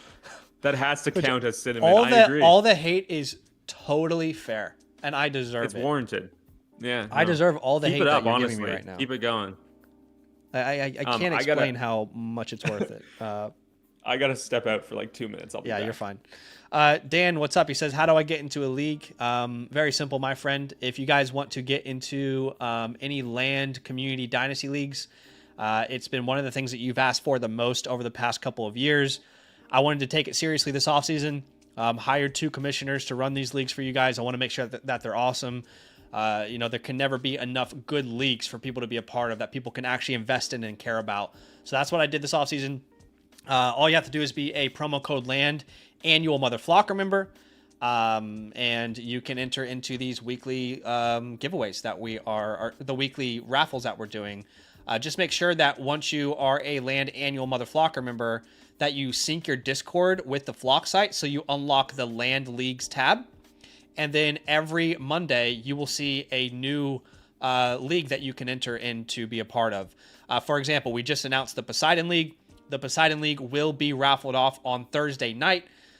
We just announced it today, and I can tell you we have 11 responses already. Now, if you're someone who is going to sign up specifically for a league, like that's why you're going to support, DM me on Discord. I'll help fast track you as well. But that is as simple as it gets. My goal is just to get as many people into awesome leagues as possible, and that's what I wanted to do for you guys. Also, if you guys are just joining us, we do have a giveaway today. I am giving away a live team playbook on the stream. All you have to do to enter is simply like the stream, and the code word for today is Zeus, because we are drafting in the Zeus League today. So that is today's code word. Again, all you have to do is like the stream and type Zeus. We'll do that giveaway before we jump into some of the team playbooks that we have for tonight, some of these trades. We'll be looking at all of that for y'all on today's stream, I promise you. So, Xavier Worthy did come off the board. Oronde Gadsden. Devontae Adams in the 8th round is a pretty awesome value. In fact, J.D. Butterball, I was worried about how he's going to build out that receiver room, but he's doing pretty well, honestly. Geez, good job. Trade alert. All right, send me the trade, Rowan. I want to see what we got here.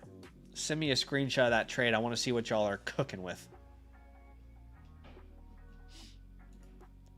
What are y'all cooking up here? I just saw a massive amount of players being moved.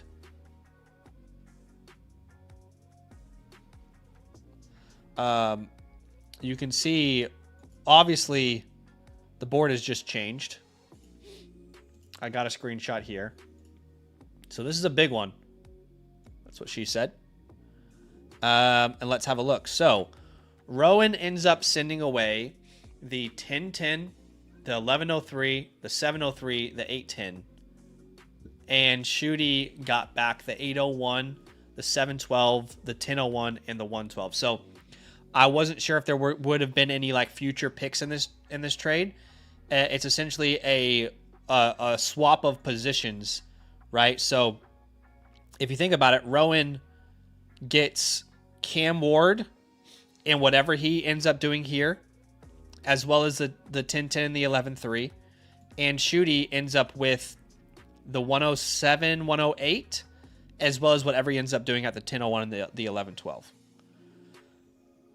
So not too long from now, we'll actually see what both of those picks end up becoming, as we also get the 109 and 110 come off the board, as well as Michael Wilson. And now we've got Rowan on the clock. Rowan wanted to secure a quarterback 2, and for him, I guess that was Cam Ward. Shooty might not have been sold on Cam Ward and is willing to kind of punt it. What happened? Big old trade went down. Big old trade went down. Holy. Massive one. No future picks were involved. Just picks in the startup. So Rowan got Cam. Yep. Shooty ends up with both the 107 and the 108. Yep. Wow. And then Rowan also is going to get whatever he wants here at the 810 as a part of the package, and then they swap later picks. Wow. What's your, as a Titans fan, like, do you have a strong feeling about Cam Ward either way? I think he's good. I do think he's good. It's just about whether or not this staff can put together a winning team and a good team. Sure. And I think that Cam has all the tools to. I'm really excited about Brian Daboll. I think it was a very good hire. Yeah. The Titans went completely from like no experience with the last coaching staff, with Brian Callahan, who had never even called plays, as an OC. Denard Wilson, who was a DB's coach, and now they brought in Robert Saleh. Yeah. Brian Daboll, and then Gus Bradley is the DC. So it's like these guys know how to run a football team, and I do have high hopes, but it's gonna take a little bit because this roster is just completely void of talent at the moment. It really is across the board. When Calvin Ridley's your wide receiver one, it's a problem. And he might be a cut candidate too. I don't see why you'd keep him. I mean, even when he was out there, he wasn't that effective anymore, unfortunately. Well, then he what was the injury? Was it a what was his injury? An ACL. It was like I think he right? like broke his leg or something. I'm trying to remember as well what he ended up doing. He broke his fibula. Fibula, was it? Okay. That was what Pacheco did, right? Pacheco and Pollard, yeah. Oh, Pollard too, yeah. So typically, guys aren't the same guy the year after anyway, and he's already an older player. I don't see a reason for y'all to keep him around anymore. Okay, Yeah. 2 picks that I really like here. Terry I McLaurin heard is killing it, by the way. Who? Ryan? I know. No, like Kyler legitimately, at the 8-11, dude. Legitimately killing it right now. I mean, Kyler at the 8-11 is great. He's a great bridge. If you're gonna go really late, Kyler's not a bad option. I also liked the Daniel Jones pick from Jonah personally. Terry McLaurin at the 9-2, I think is one of my favorite veteran receiver buys. Last year that was Devontae Adams. Last year that was Sutton. Those type of names. Mike Evans. Mike Evans got injured, but I think Terry's a great buy. The only thing that's going to stop him from returning value here is injury, which he was healthy for 4 years in a row, and then last year unfortunately just got injured. But I like this team. I mean, that's the 102 as well, right? At the 302. It is, I believe, yeah. Yeah, so that is.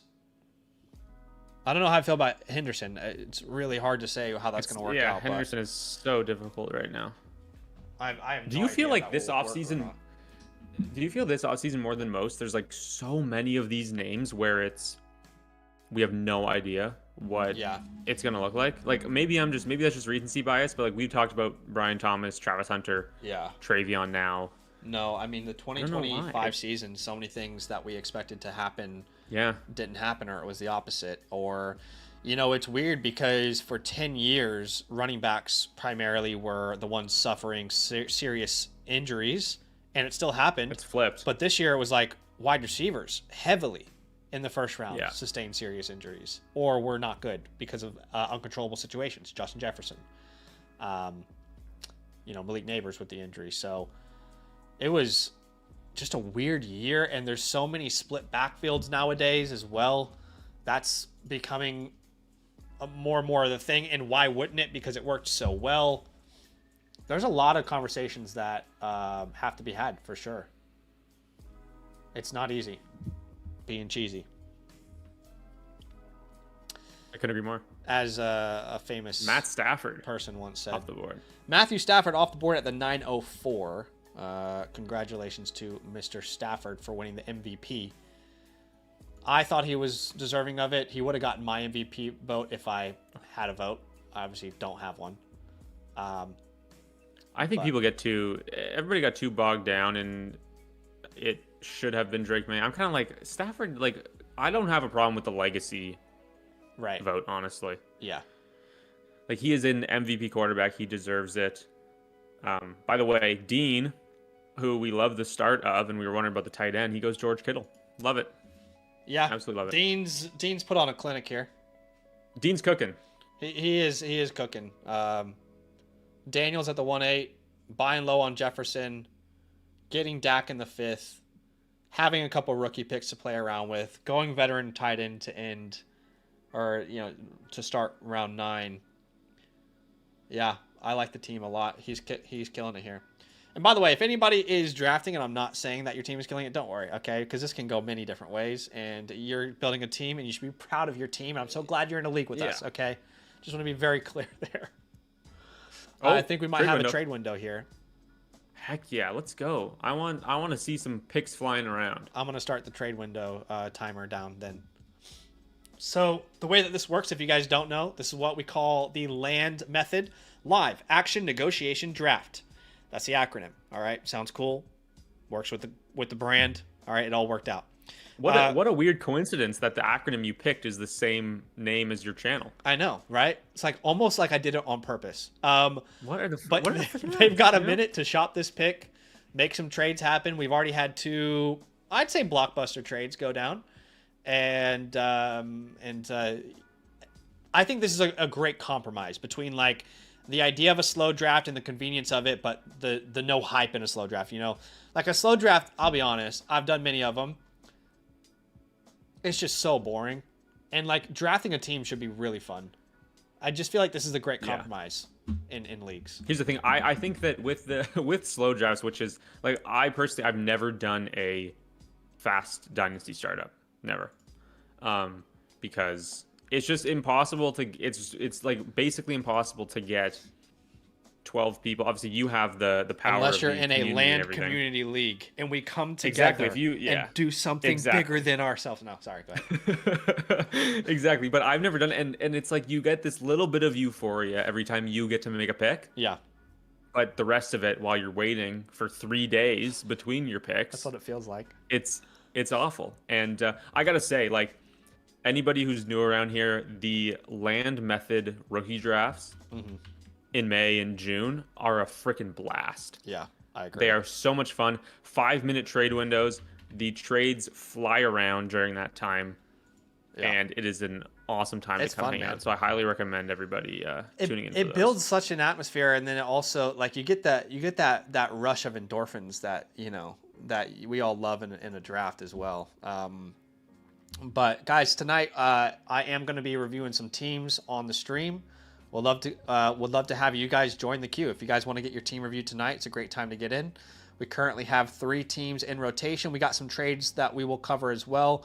But Just a King, Scared Babushka, and KH the Bat are all in the queue. If you want to join the queue, you can check out the link in the pinned comment. There's a couple ways to get a team review from your boy. If you don't know, we've got the team playbook over here with Land, a customized review of your Dynasty football team. And obviously afterwards we give you this beautiful graphic to take home. But if you want to get one yourself, you can use a promo code LAND. You can become an annual Mother Flocker member. That will give you a voucher that you can use through the Flock store. Also, when you become an annual member, obviously you get access to the live community leagues that we're hosting here every single week. You get the war room, the hotline, all of the things included. Alternatively, you can just get a team playbook through the a la carte store if you're a member of a different promo code as well. So we get George Kittle off the board, Jaden Higgins, Christian Watson, and then Rodrigo Blankenship off the board, which I think is the 111. 7, 8, 9, 10, 11. Yeah, that's the 111. Then DeAndre Swift. Now, would you sell DeAndre Swift for the 111 or the 112? I think I would pretty easily sell him for that. I think it goes to show just this class. Like, yeah. But this is why I say I feel like because this class is not good and everybody is kind of agreeing and thinking that way, you have an opportunity to sell players that nobody has wanted in the past, like a DeAndre Swift. Yeah. You know, how many offseasons in a row have you been like if DeAndre Swift is on your roster, there's just no way you could sell him. The best offer you're getting is a late second, a couple thirds. And I don't know, I think you can look at it 2 ways. You can finally sell a bunch of names that nobody's ever really wanted and just bet on the draft working out better for you, or you can keep the names that nobody's ever wanted and hope that they have another good year. Well, see, now it's kind of flipped to where the guy with the 111 is like, holy, I can get out of the 111 right now? This is awesome. Yeah, right, exactly. Whereas that's normally never, it's always like forever, it's been the rookie picks are going to gain value from now until the draft, and people do not want to get rid of them. Yeah. But yeah, I don't mind DeAndre Swift as like a 1 year like I think that he was good. He was perfectly fine for the run game in Chicago this year, and I think that he'll probably repeat about what he did, which was just under 1,000 yards. Yeah. Oh no, 1,087, 9 touchdowns. Yeah, he was fine. Yeah. I think was that good. he'll be fine again. I don't think it's an indication of him being some talent that's going to be there for a long time, though. I think it's just an indication of the system that Ben Johnson placed. And exactly. I could and they will try and find a better option when they can. I'd be shocked if DeAndre Swift is a starter for this team in 2027, for example. Be shocked. I mean, he's a free agent as well. Yes, exactly. You would expect that they would find some other option. Yeah. Could the Bears be like a surprise running back pick this draft? Could be. Sparrow said, I love the land method rookie draft. I'm not sure if I like it, if I'd feel that way about a startup, which is fair. We're trying to find a nice middle ground here. But it's gotten deals done. To be fair, it's gotten deals done. Yeah, and the thing is, like, if you throw a 5-minute clock onto your, I mean, to be fair, how many trade windows have been called? 2? I think 2 two. So it seems like there may not be that many. There probably would have been more called if it was 5 minutes because people would have had more time. But we can't extend the draft by 60 minutes if you think about it. That's exactly what that would do. That's very long. It's just not possible. I mean, am I doing the right math there? Yeah. Wow. Look at me. Yeah, you are. I'm not too shabby at the math. Actually, I'm terrible at spreadsheets and stuff. Okay, Alec Pierce. Love the pick. Love the pick. You're an Love Alec the Pierce Ricky guy, Pearsall pick as well. I'm just a fan of the idea that he's going to get a bag and his value is going to rise. I mean, he will be the most prized free agent at the wide receiver position because I don't believe that George Pickens is going to be actually available. I think he's going to get tagged. 21 yards per catch is kind of insane. It's insane. So even if you don't want to bet on Alec Pierce long term, wherever he ends up going, or if that's in Indianapolis, I don't know what the case would be. I think his value is going to be higher, when we get closer to the season than it is today. I think Ricky Pearsall is a great pick there. Don't mind the Matthew Golden pick, but again, I still think that the 111, which is what was available, was probably more valuable than a lot of these names. Jalen Warren off the board. We are close to seeing what that final deal will be between Schutte and Rowan. It's not solidified yet. Matthew says, just submitted my playbook. That's awesome, man. We'll definitely have a look at it tonight. I see that on the back end as well. And a little heads up on the giveaway. Currently 57 entries. 57 entries to win a live team playbook. All right. All you had to do to enter was like the stream, type Zeus into the chat. Zeus is the code word today because we are drafting in the Zeus League. Get your entries in here. We'll probably stream. What time is it now? It's almost 1. Yeah, we'll probably stream the. We're not going to stream this entire draft, obviously. But I think we'll go another round or two, and then we'll jump into some of those reviews. Once you get to some of these names, what are we going to talk about in the 20th round, Jonah says, should I submit a playbook for this league? That would be hilarious. Like you just finished, and then I tell you to go make trades with everyone who's watching. Yeah, no, that's a really good idea. I like that. So Johnston, Sutton, and DJ Moore come off the board, as well as Blake Corum. I like the Blake Corum pick. I'm a big Corum guy this offseason. Is that what's the angle there? To me, the angle is just simply he's too good to not be heavily involved. I think we saw that in the second half of the year. They realized that. From about week 7 onwards, his involvement continually grows. He's never overtaking Kyron. He's already one of the best handcuffs in the entire NFL. In the playoffs, he has 9 carries. Kyron has 10. He's been more efficient than Kyron at times. Kyron was good, but he's just a really good player that, I think it's like a plus Charbonnet type of situation in my opinion. So obviously you're going to have an injury for him to be some sort of like league winner. But based off his current price and the offense that he's a part of and how good he's looked in his second year, I think he's a pretty good buy there. Yeah, I think it's interesting with Kyron because he had, what's this, 57 less carries. Yeah. But his yards per carry jumped almost to 5. So it seemed like sort of getting him some extra rest. It was working. It didn't hurt his total overall point production, right? It was his efficiency improved a ton. His per game PPR dropped slightly, but it wasn't drastic to the point where, I don't know. That's why I had a hard time being excited about Jonah taking Kyron at the 412. I'm not suggesting that Corum's going to take over Kyron, but I could totally see a Seattle Seahawks backfield situation in 2026, which makes me really concerned about. And I know Kyron signed the long-term deal, and he's always been a goal line guy. Yeah, but Corum is a goal line specialist coming out of Michigan as well. We just haven't seen it yet. He is. So I don't know. I just don't like betting on Kyron where his current price is. Like, I'd rather probably go. They don't complement each other very well, do they? Like they're the same. They're the same. No, they don't. They don't really. Yeah, they don't. They're kind of the same prototype, unfortunately. It's weird, which makes me think that it's kind of like if they achieve more of an even split, like they could be producing similarly. Yeah, I have Kyron in this tier where it's like RB8 to RB13, and I don't even know like how I feel about it. I don't even know if I truly believe that tier. Yeah, if that makes sense. Anyway. I'm still pretty bullish on him just because of the contract. The contract is pretty easy to bank on. I will say. It's pretty easy to look at all that money and say, well, clearly they're going to bank on him. They showed it. They had a chance to move on from him, but they paid him money to be a part of the team long term. So I get it. Wow. Okay. So the 7, 8, 9, 10, 11, 12. Okay. I'm just really surprised by some of this so far. Like the 201.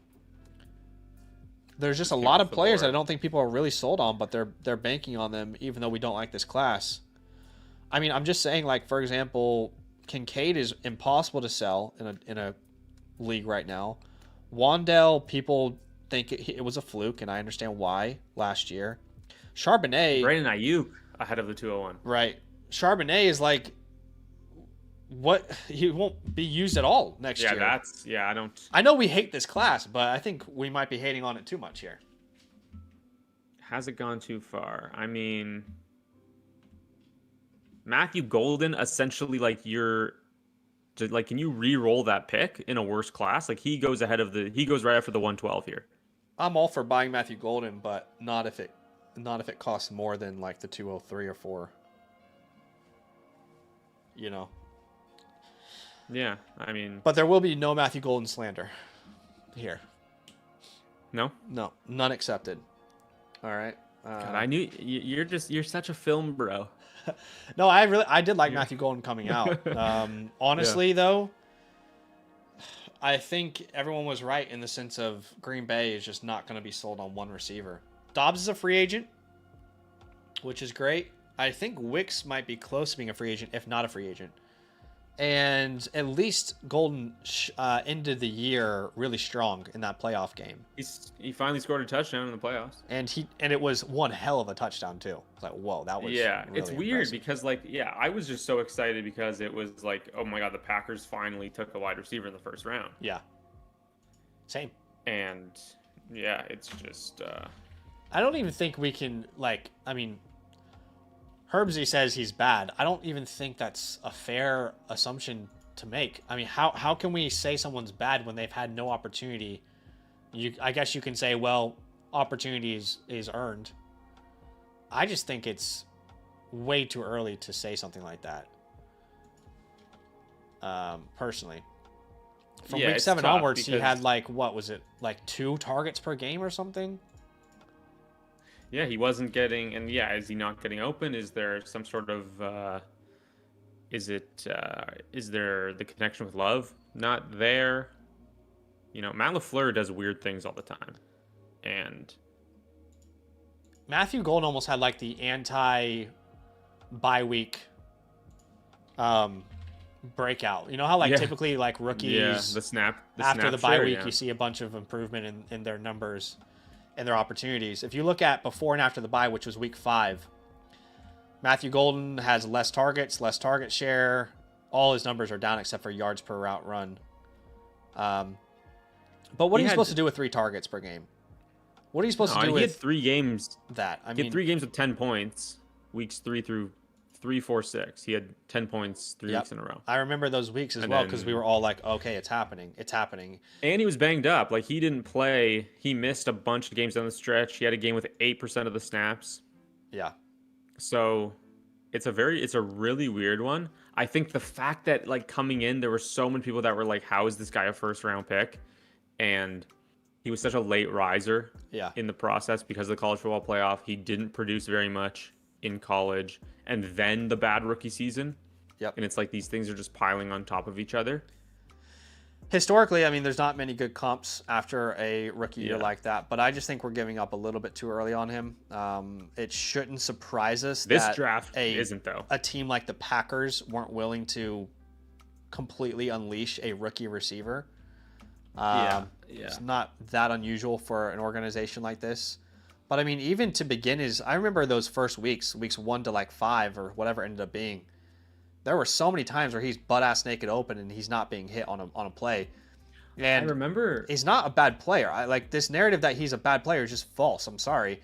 I mean, go ask the best cornerback in the league, Patrick Surtain, what he thinks of Matthew Golden.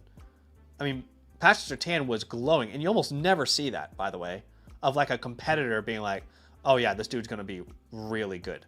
I mean, after they played the Packers, Patrick Surtain's like, bro, he's going to be someone in the league. I promise you. Like, he can get open. I'm telling you, I was guarding him. He can get open. He's really great at the dig route. So anyway, I'm just saying, we have this thing in Dynasty where if a player, and it's funny because I have a video coming out about this in like a day or so, but if a player doesn't pop off in year 1, then they're a bust. It's like, all right. Yeah, you gotta wait, and it's tough because you might be right. It's like the difference between wanting. It's a tough thing to do, especially with Matthew Golden, because it's like, okay, the upside is very high that he does hit, but also if this is showing that in this class you can get out for the pick that you used to take him. Yeah, I think that if you're out on him, you kind of, or if you're worried about it, you're sort of thinking, okay, can I just recoup any value back? Yeah. And the opposite side is, if you can send the 203 or 204 for a Matthew Golden, then is there someone in this class? Do you think there's going to be a first round receiver available in this class at that pick? Not at the 203. Is there going to be a running back that you love there, or a tight end prospect you love? Is there going to be a Jackson Dart? I don't think so in this class, but I think you have to weigh the risk and the reward, and the risk to trade for him, I think, is very insignificant right now. It definitely is, yeah. And I think that, and it's a good offense. Yeah. That's why it's like you wish that he showed anything in the regular season. Like, you wish that there was more, because the opportunity was so vast with like Christian Watson coming back and immediately being heavily involved. And it's like, why couldn't Golden have been doing this the entire time? Yeah. And clearly he wasn't ready to lead a wide receiver room. There's no doubt about that. Yeah. Okay, Woody Marks off the board at the 1204. I was curious to see where he was going to go. Malik Willis, I like the pick a lot. I'm not going to lie. We're almost going to see what that trade ended up panning out with Rowan and Shooty. If I remember correctly, Rowan got Cam Ward and Jordan Addison, Tootin and Jacoby Myers. Then we're waiting to see what Shooty's going to end up with. He's made all the picks. Has he? Yeah. What did he end up with then? Sorry, right. It was the 2 first-round picks and Warren and Malik Willis. And then he takes Warren and Malik Willis. Yeah. Yeah. Right. Malik Willis is interesting because, like, I mean, this is a lot of. Obviously, it's an 11th round pick. I'm not saying that this is a crazy investment, but I feel like he's getting a lot of hype as like a guy who's definitely going to be a starter for somebody who's started like 2 games. Right.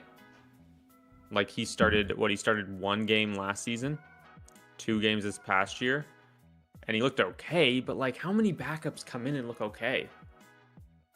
He's a really unique case because he's like.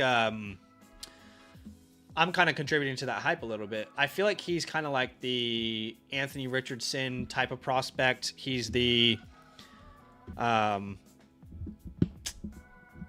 Will Levis, the guy that you draft that you know it's going to take a while to develop.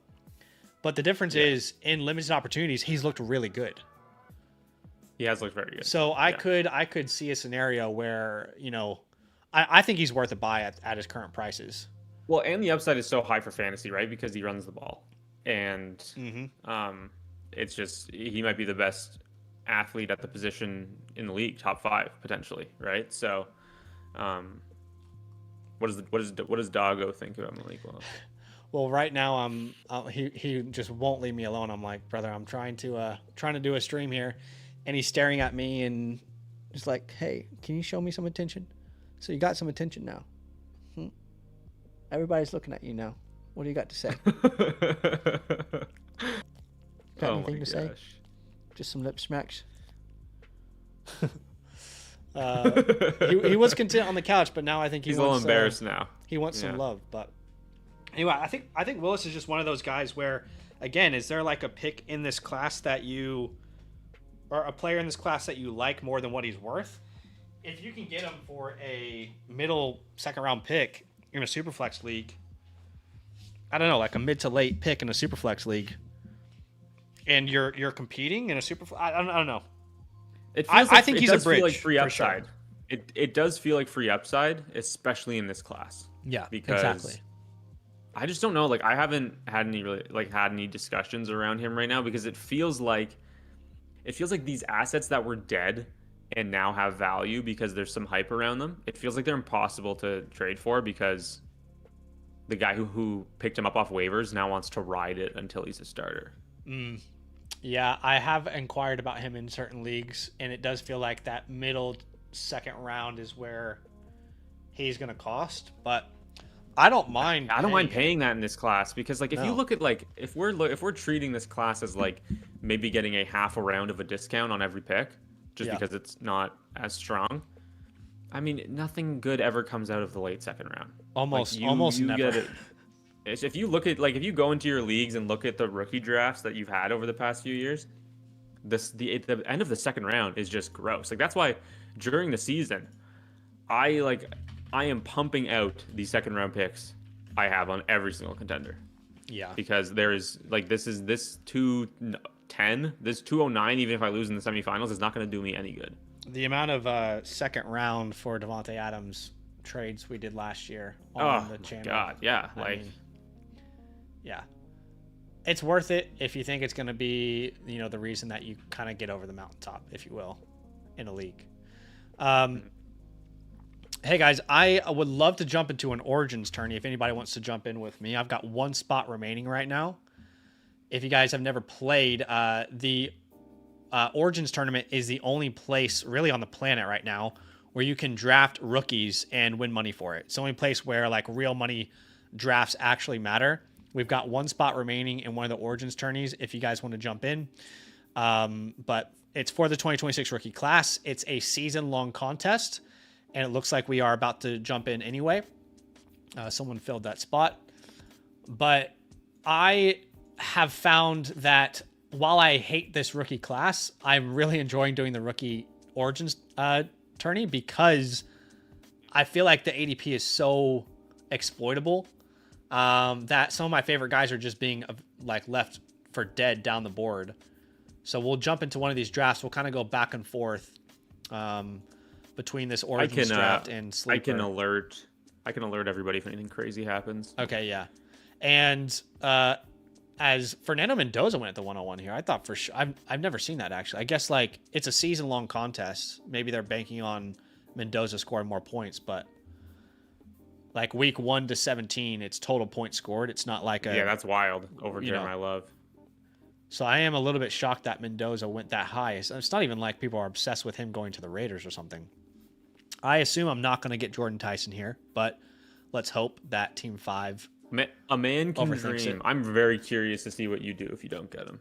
Okay, I don't get Jordan Tyson. Man,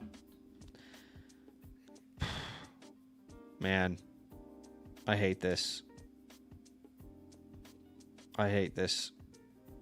I guess I'm going to bank on a scenario where I'm wrong and Jadarian Price goes in the second round. That's what I have to bank on here, I feel. Denzel Boston at the 107. Yeah. I was thinking maybe Denzel. I really hope so. I'm so excited for draft night. Like draft night might be my favorite day of the year. Oh yeah. Genuinely. 100%. I think it might be. Draft day is just Christmas. Like giddy. I'm giddy all day. It's the best, dude. It is the best. And I think maybe this year we're not going to be as excited for it.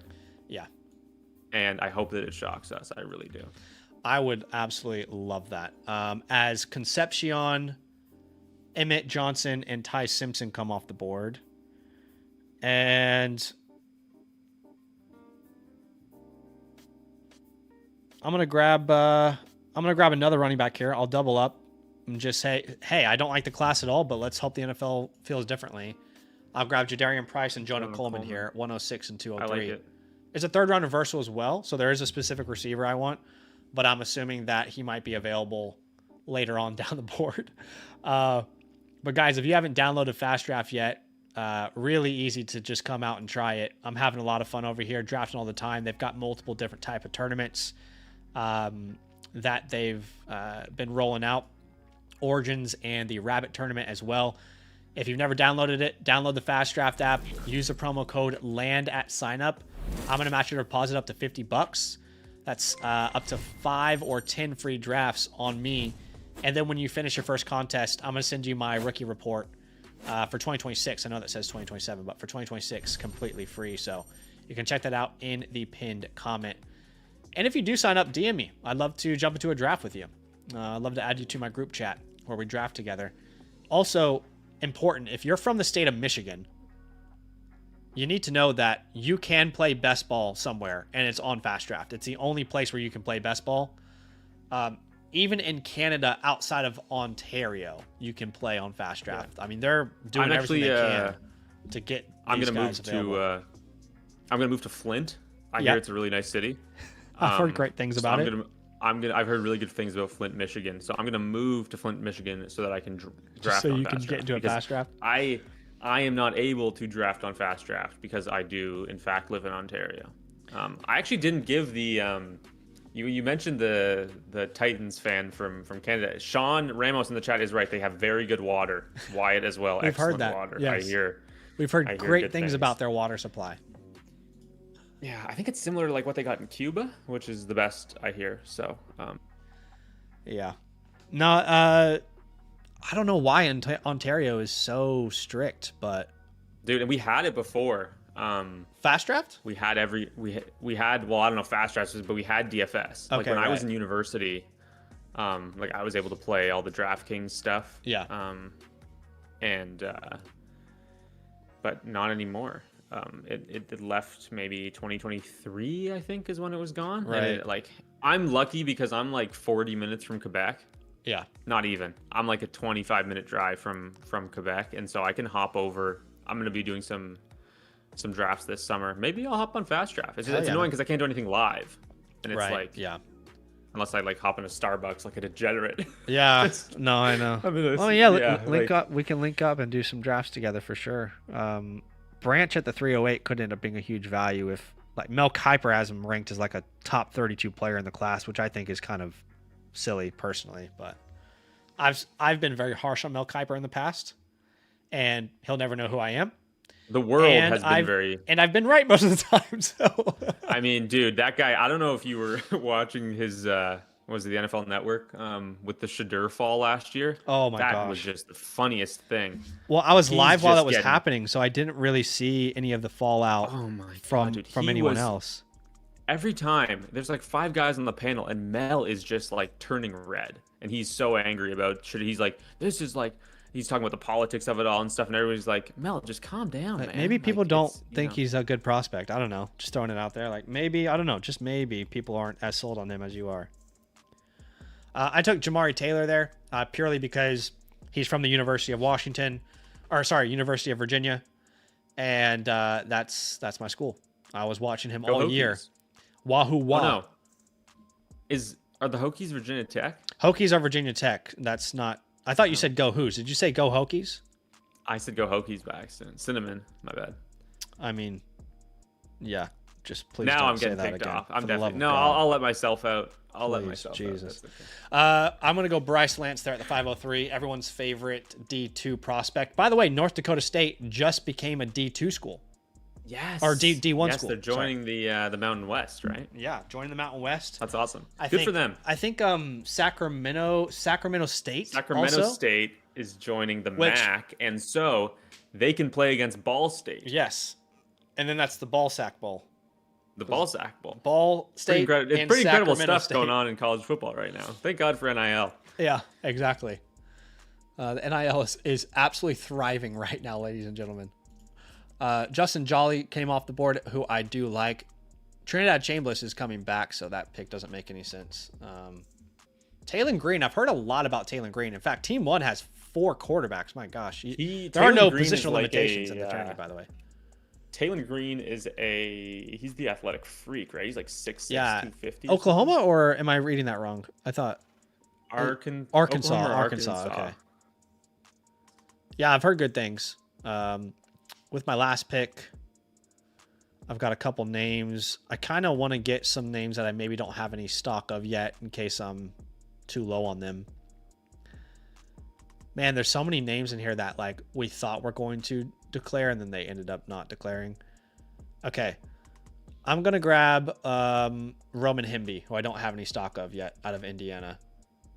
I've heard some decent amount of hype about him coming out of like the Senior Bowl. I believe he was at the Senior Bowl, or if it wasn't the Senior Bowl, it was the Shrine Bowl, one of those bowls. And people have talked pretty highly of him. So I'll grab some stock of him there. But again, I'm drafting all the time over here. If you guys want to come join me, DM me. We'd love to get you into a draft. Did anything interesting happen in these last rounds? Nothing crazy. The The rookie picks are starting to go off a little bit more. Yep. A few picks that I like. We have some talk in the chat about Khalil Shakir. in the 13th. He goes off Wow. at the in the 13th, which I don't know. It's hard because he just doesn't really do very much. I know. He's It's not just even sort of like like a he's- best ball play either, is he? It's like No, because like we know he's good, but like he just doesn't do a lot. He disappears. This Bills offense is clearly looking for somebody else. I really like the Jalen McMillan pick at the 14-4. I do too. I love that. Jonathan Brooks right after him. I love that as a stash. Tyreek Hill at the 14-6, who got released today, obviously. Yep. And that Jonathan that Brooks should be pick. interesting. I love that Jonathan Brooks Yeah. pick. Terrence Ferguson at the 14-12. Mm-hmm. Big fan. Really like the Terrence Ferguson value there. There's been a lot of good coach speak coming out about him. I don't know how much you pay attention to the coach speak index on Twitter. Yeah, but, I watch as I much love as I it. can, for sure. I think it's really Yeah. useful stuff. It is so useful, and I think that they're doing a great job over there. And yeah, some great Terrence Ferguson. Best spot for Tyreek Hill to land. Well, Wyatt, the problem is that he's already a Tennessee Titan. Yeah. So Yeah, he was born and his destiny ended in Tennessee.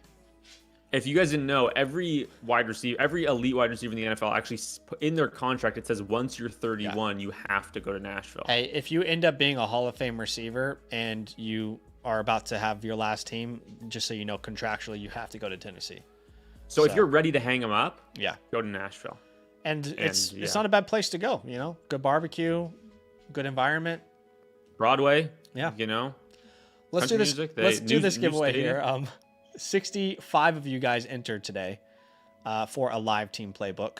And all you had to do to enter was like the stream and type Zeus into the chat. But 65 of you went ahead and did so. And so my dog is so needy right now. Oh my gosh. I've got 65 entries here. Let's go ahead and pop these bad boys in. And let's see who our winner is today. And this is to win a live team playbook. Again, appreciate all of you guys for entering into the raffle.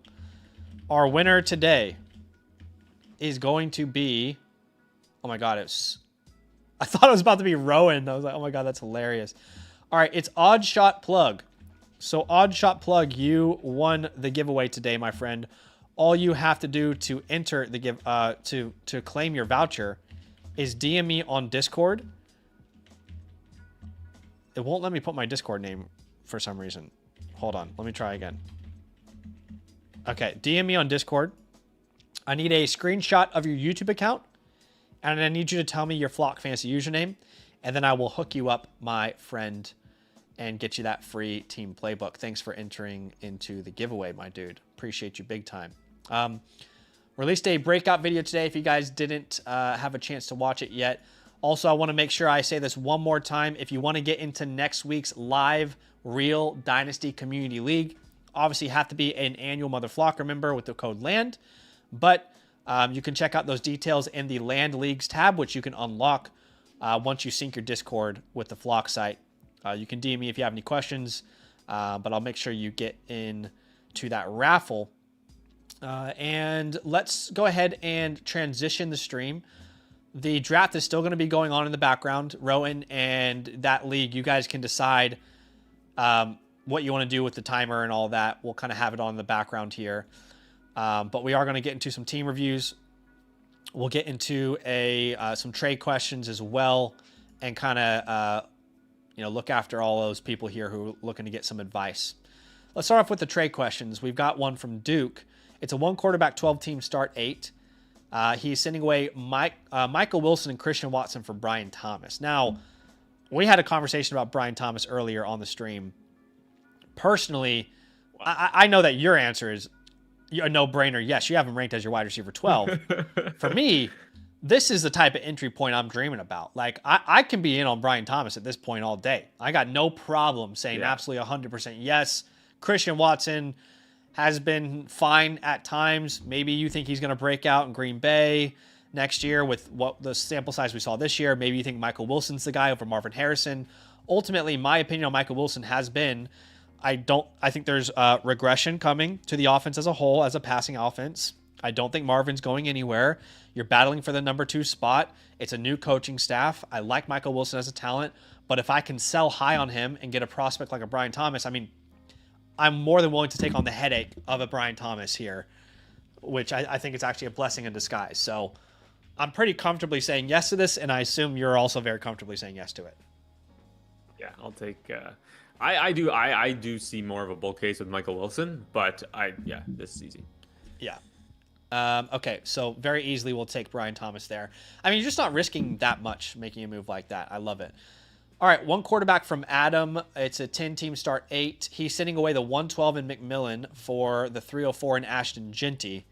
You know, we often talk about positional scarcity. I think that should be considered in a trade like this. We just saw the 112 in a startup draft. How far down did it go off the board? The 112, I think that's Parker Romo going at the 912, I believe. Right. So let's say it's a 9th round pick in a startup. A 9th round startup pick and Tet McMillan or Ashton Genty.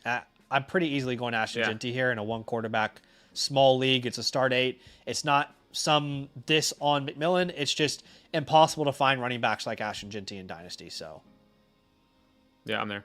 Yeah, I'd pretty comfortably take that. Oh, wait. Duke the Seller in the chat is saying the 28 first is in the Brian Thomas Jr. trade. It wouldn't let him add it on the site. So which side is it then? Are you selling a 28 first on top of Watson and Michael Wilson, Duke? Let me know. While we're waiting on that response, we'll go to Mark here. Mark is in a super flex 12-team start 10, and he is sending away Kamara and Puka to get back Genty and Rice. Kamara is worth nothing in Dynasty.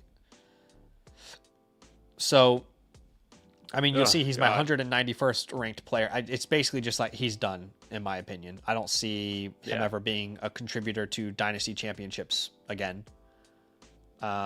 He just looked so. He looked over awful this year. He looked awful. So basically, do you want not Puka yet or been Ginty and drafted Rice? in the startup as well. We're in the 16th round. Jeez. I think it depends on what the roster looks like. Like I do think it's fair value. And I think in most situations how big's the lineup? So it's a start 10. He currently has Mahomes, Burrow, Stafford, Bijan, Gibbs, Hubbard, Brooks, Nico, Jefferson, Sutton, Neighbors, Kraft, Loveland, Taylor. This team is insane. Yeah, I mean, I'm fine to take the Ginty package. I know it's tough to get up or to move Puka, but to have Bijan, Gibbs, Ginty, Stafford, Burrow, Mahomes, a wide receiver room of Rice, Collins, Jefferson, Neighbors. Sorry, I forgot Neighbors. Are you starting? Kraft, you Loveland. would be starting all of those names you just listed. Let's see, because start 10. So Mahomes, Burrow, Bijan, Gibbs makes 4. Then at wide receiver, you're starting Neighbors, Rice, Loveland, or Kraft makes 6. Then you have 4 more spots between Nico, Jefferson. 2 more spots now. Ginty. So yeah, you'd be starting all of them. Yeah. So I would take the deal then. I'm fine with that. Yeah. Yeah. If this doesn't give me a benching headache, then I think that the value's on the Ginty side. I agree actually. Okay, so Duke says it was Michael Wilson, Christian Watson, and his 28 first. 2028 first. Okay. I am still doing that. I wish I could send a different asset than my 28 first. I don't love getting rid of that pick so far in advance. Right. But I think that in this case, Brian Thomas Jr., can I make that like a 1-2 swap? Can I at least get back some capital in that draft? I would be more comfortable with that. I'm just finding out if the reason why he couldn't send a 28 first is because we don't have them on the site. We do have them on the site. Oh, You we can do? put them into the trade cal. I know because I've ranked them. Okay. I don't even know if I've read But them. maybe they aren't appearing in questions. Yeah, I mean, I might want a kicker back if I'm including a first in this. Like, That's what I'm saying. Like, can I Second? get Yeah. can we get a second and 28? Can we move down a round instead of just giving up the pick? do a pick swap in there. Yeah. Another trade question here from Bailey just came in. $500 league, hard to trade, and number 1 is hard to beat and need quarterbacks. You would be sending away the 108 for Bryce Young and Rashad White. Your team currently has Kyler, Dak. So I see why you need a quarterback. This all comes down to what do you think about Bryce Young? Do you think Bryce Young is ever going to be a contributor to Superflex championships? I lean towards that probably not being the case. I agree with you. I You need a can't rule it quarterback. I out. don't think you're you need a quarterback. I don't know if you're getting one here. Right. You might not. I You mean, might have a this is body, a- but you might not have actually fixed any of your problems. Like Bryce Young could very easily for his entire career, as long as it lasts, give you the exact same point per game numbers as like the wide receiver 24. Yeah. I'd rather go cheaper and, Like, and it's and just- like, what does Daniel Jones cost? Is Daniel Jones like a late, an early second? Is Kyler Murray an early second? Or you think you already have Kyler? Can you get Tyler Shuck at the same price? Can I take an upside shot on Malik Willis? Can I grab Right. Mac Jones for really cheap and hope that he's a starter? Can I? Yeah. Like, I would much rather do that than pay. Like, Bryce Young in the startup here went in the 8th round. It's not would an much unreasonable rather- price, but No, I mean, I'm just like, we keep hearing like Ty Simpson to the Rams. If Ty Simpson goes to the Rams, would you rather have him at the 108 or Bryce Young? Like, ideally, you send the 108 for, in most draft classes, you could send the 108 for a Baker, a Jared Goff, a Dak Prescott. Yeah. just But not the I year. don't know that you can do that this year. I don't know. this is going to come down to your personal opinion, Bailey, on Bryce Young. And I'd rather send that 208 for Stafford, Malik Willis. You know, I'm just not 100% sold, man, but I could see a scenario where Bryce Young, you know, he is improving every year, you know, so I'm not going to completely rule it out. And maybe year 4, we're sitting here talking about Trevor Lawrence as a first-round pick and how disappointing he was. And then year 4, it worked out. So I'm not going to sit here and pretend like I know for certain that it's not going to work out for Bryce. I liked him as a prospect. I underestimated how his size would impact his ability to succeed in the NFL. Yeah, and this is the thing. Like, he has, like, you're exactly right. He has looked good. It's just the passing volume is not. No, they don't trust him consistently. And they would rather win games by playing good defense and running the ball. And that is also why I have some slight concerns about McMillan. McMillan as well. Another trade from Bailey here. He would send a first and McMillan for Saquon and Dobbins. I think between Dobbins and McMillan, it's a pretty fair deal. A first or Saquon. That's truly early to mid. I'm keeping the pick. So, yes, I agree with Sammy here. If it's a mid to late, I'm fine for you to go all in and take Saquon. If that really is projected to be top 6, then I would keep the pick. Because there's absolutely zero doubt in my mind whatsoever that no matter what Saquon Barkley does, he could average 20 points per game this year. A top 5 pick in next year's class is going to be more valuable next year. Yeah. He says it's late. Okay. If it's late, yeah, I think it's fine. I also think that maybe, do you need to do this right now? Like, I would like to sort of see how the free agent running back landscape shakes out, if there's maybe a better value once we know more. Yeah. I don't know. I think the value's okay, but also Jeff Stoutland, the offensive line coach for the Eagles, left.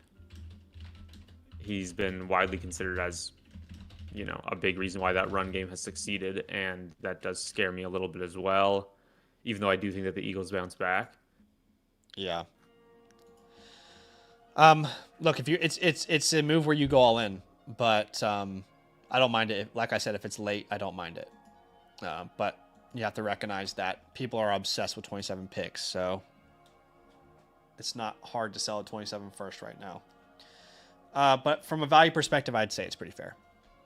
Ark says, have the 101, could do a trade without GP and MW plus the 208. So this person is sending the 206, James Cook, Zay Flowers, and Michael Wilson. They're getting back Ginty and Pickens. To me, this is a no-brainer to grab Ginty and Pickens. You're in a start 10, but it's a 10-team league. So it should be much easier to fill a start 10 in a 10-team league rather than a 12-team league. You're taking Michael Wilson, the 206, as kind of like fluffers to make this deal happen. And yeah, it's a no-brainer for me to go Ginty. Yeah. I don't see why you wouldn't do this. Yeah, that's an easy smash accept. He said, could do the trade without George Pickens and Michael Wilson in the 208. I mean, the fact that you can get George Pickens from Michael Wilson in the 208 is crazy. I would pay more to get Ginty and Pickens there pretty easily. Yeah, definitely. All right, we got some team reviews to churn through here. Sammy, no pressure. You want to hang out with us for this? There's no wrong answer here. I will stay on for the first one, and then I'll have to dip out.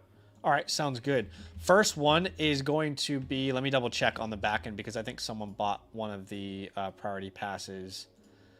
Our first review is going to be from KH the Bat. He bought the priority pass, so he's going to jump the queue there a little bit. But this is a Dynasty 1 quarterback, 10-team start 9. That is our middle ground for 1 quarterback. And by the way, if you guys want to get your team reviews in today, I am reviewing them tonight. So it's a great time to submit. If you want to get it kind of done live on the stream, I'm here. If you don't know what a team playbook is, it's basically like the customized review that I do for your Dynasty football team. Coming up with trade ideas, helping you come up with a strategy. You can get that by using the promo code LAND. becoming an annual Mother Flocker member. That will give you not only access to the live community leagues that we do, but the playbook, the war room, the trade question vouchers, all of that you'll get access to. Or if you want to purchase a playbook and you remember a different promo code, you can still buy one through the Flock store with land. But start 9, so it is a middle ground here. There's a full point premium. Here. Wow. Okay. So that is definitely something that we need to keep in mind as we look at the squad. He says orphan team, 1 quarterback, tight end premium.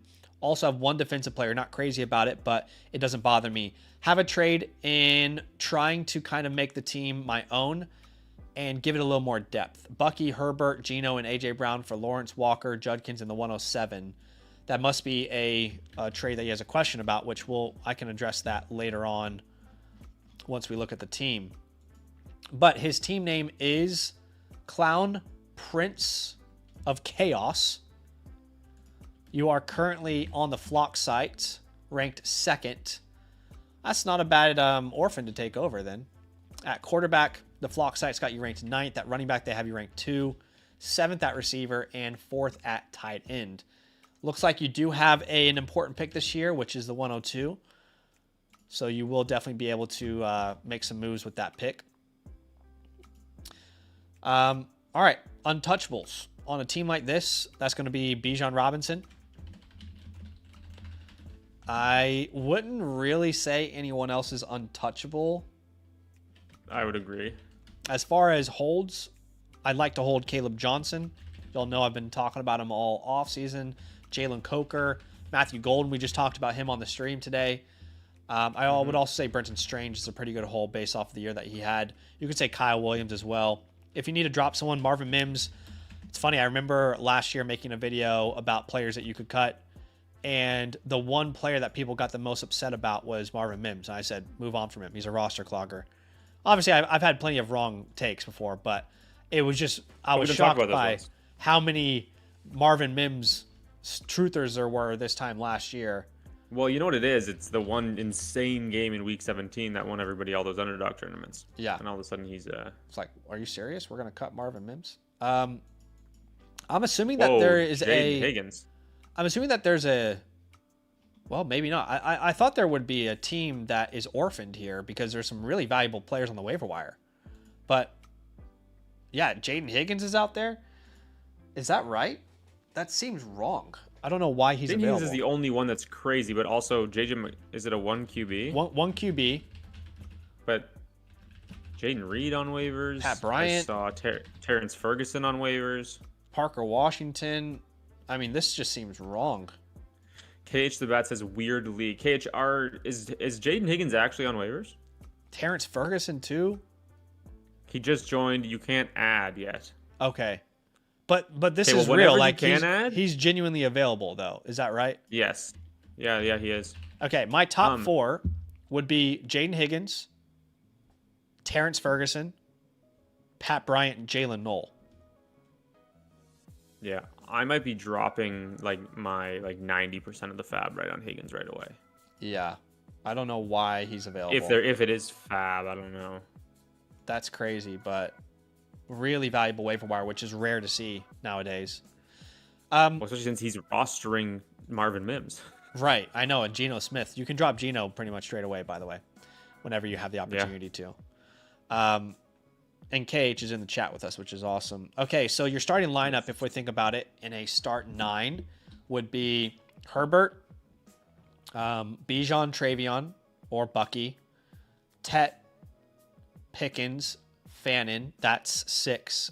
And you can start 3 more names, which would be A.J. Brown, one of Bucky or Henderson. Your last flex is really up in the air. I mean, it's probably going to be Jaden Higgins at this point. Jaden Higgins, you get him, exactly. You have plenty of flexible names like Higgins, Knoll, Reed on the waiver wire. Pat Bryant, I would love to pick up as well. And then you've got the draft picks there. This is not a bad team at all. I actually really like this team. You certainly don't need to roster Geno. I actually might lean towards rostering Malik Willis over Michael Penix. Malik Willis is on waivers. I mean, Yeah, no. In this format, Yeah. I might rather. I mean, there are other players you can drop. Like, you don't need Taj Brooks. You don't need. But how many guys can you pick up? What are the how many spots do you actually have? Yeah. Because I would rather take Malik Willis as a QB2 and a 1 quarterback. Because what's the odds that Michael Penix ends up being a starter in a 1 quarterback league in a 10-team league? Very low. Of course, it's possible, but very low. When I look at a team like this, I like this team a lot. I don't think you're, like in the A ranges if I'm giving you a report card, but I think it's a solid B+. It's a really, really good team. And I don't see why you wouldn't go out there and contend and try and win right now. You've got a decent roster. The combination of Bijan, Tet, Pickens, A.J. Brown, Fannin, and then whatever Bucky and Henderson give you. I mean, the goal is to win the league. Why not go out there and try and compete with what you have right now? You got the 102. You can either use the 102, in a trade to get an even bigger piece for this roster, or you can, draft a player that you end up loving. So for me, I definitely view this as a contending team. I don't know if you disagree at all, though. No, I think that that's the only direction you can take here. You don't need to go all in, but agreed. This is definitely a team that you are on the up and up. You're not trading your 27 first or anything, but you're definitely trying to go out there and be a contender this year. Let's jump into the war room. Let's kind of come up with a game plan for this rookie draft that he's got upcoming. At the 102, it's going to be one of the big 3 receivers. And I think that fits his team well.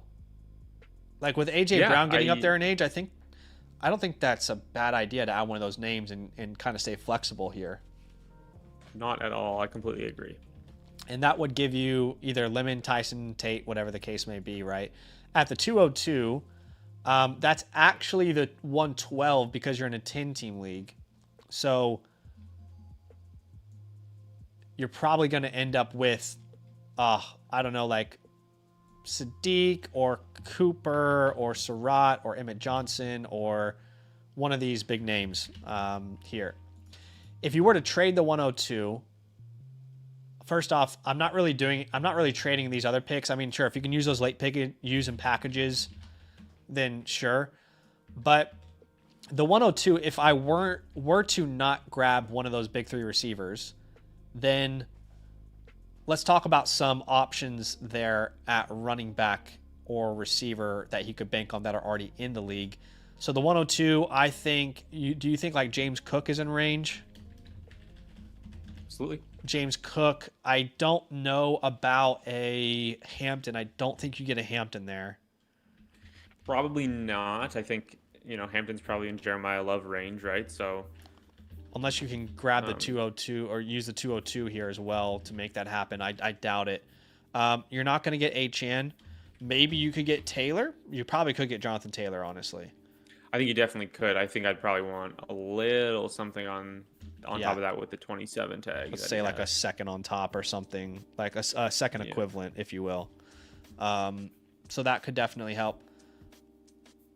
There are other routes that you could go, but maybe I'll look at that more on the chalkboard here. That's for running backs. If you were to go receiver, that 102 range currently at receiver, it really is like Garrett Wilson, Chris Olave, George Pickens. That's what I've seen. I don't know if you've seen other names. Nico could be in that conversation. Okay. Yep. And then if you're going further down, I mean, you're looking at Egbuka with a decent size plus, probably. Lad. I guess it would just come down to... I prefer the more solid names. Like, I prefer getting a guy that I'm more confident in his production in 2026. Especially if you're making this move, you're doing it to compete now. So yeah, exactly. Yeah, I think that's probably the range that you'd be looking at there. Now let's jump to the chalkboard because you had a question that you wanted answered, and the question was basically, yes, Bucky. Do you go Bucky, Herbert? This is kind of the range, if I'm not mistaken, of what he was looking at. Bucky, Herbert, Geno, and A.J. Brown for Lawrence, Walker, Judkins, and the 107. Okay, so Herbert and Trevor Lawrence, I don't know how you view this. I don't see a huge difference. Don't care, honestly. Okay, so we're in lockstep there. I literally have them back to back. Bucky to, so it's a Bucky downgrade. Why is Geno even in the deal, by the way? The more I look at this, I do like it from a value standpoint, because let's say you're going Bucky down to Ken Walker. You then go A.J. Brown up to Quinshawn. And you net the 107. Which, yeah, we don't love that pick, but I think from a value standpoint, you win this deal. You're getting off of A.J. Brown, which is really hard to do. And you're doing at a really reasonable price. Like, I don't think this is an owner saying, I need the world for Ken Walker, which I think is what a lot of them are saying right now. Exactly. I don't mind this, honestly. I don't mind this deal. I would probably do this today if it was in my inbox. I mean, and then if you do this deal, by the way,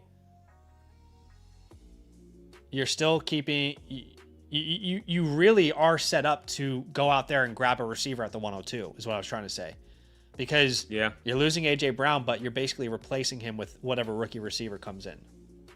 And then you still have the 107 to maneuver if you want to add another receiver, right? Yeah. Now that you have the 4 running backs. But you can make a pick there. If somebody jumps out, you can also try and move that pick. I like this trade a lot.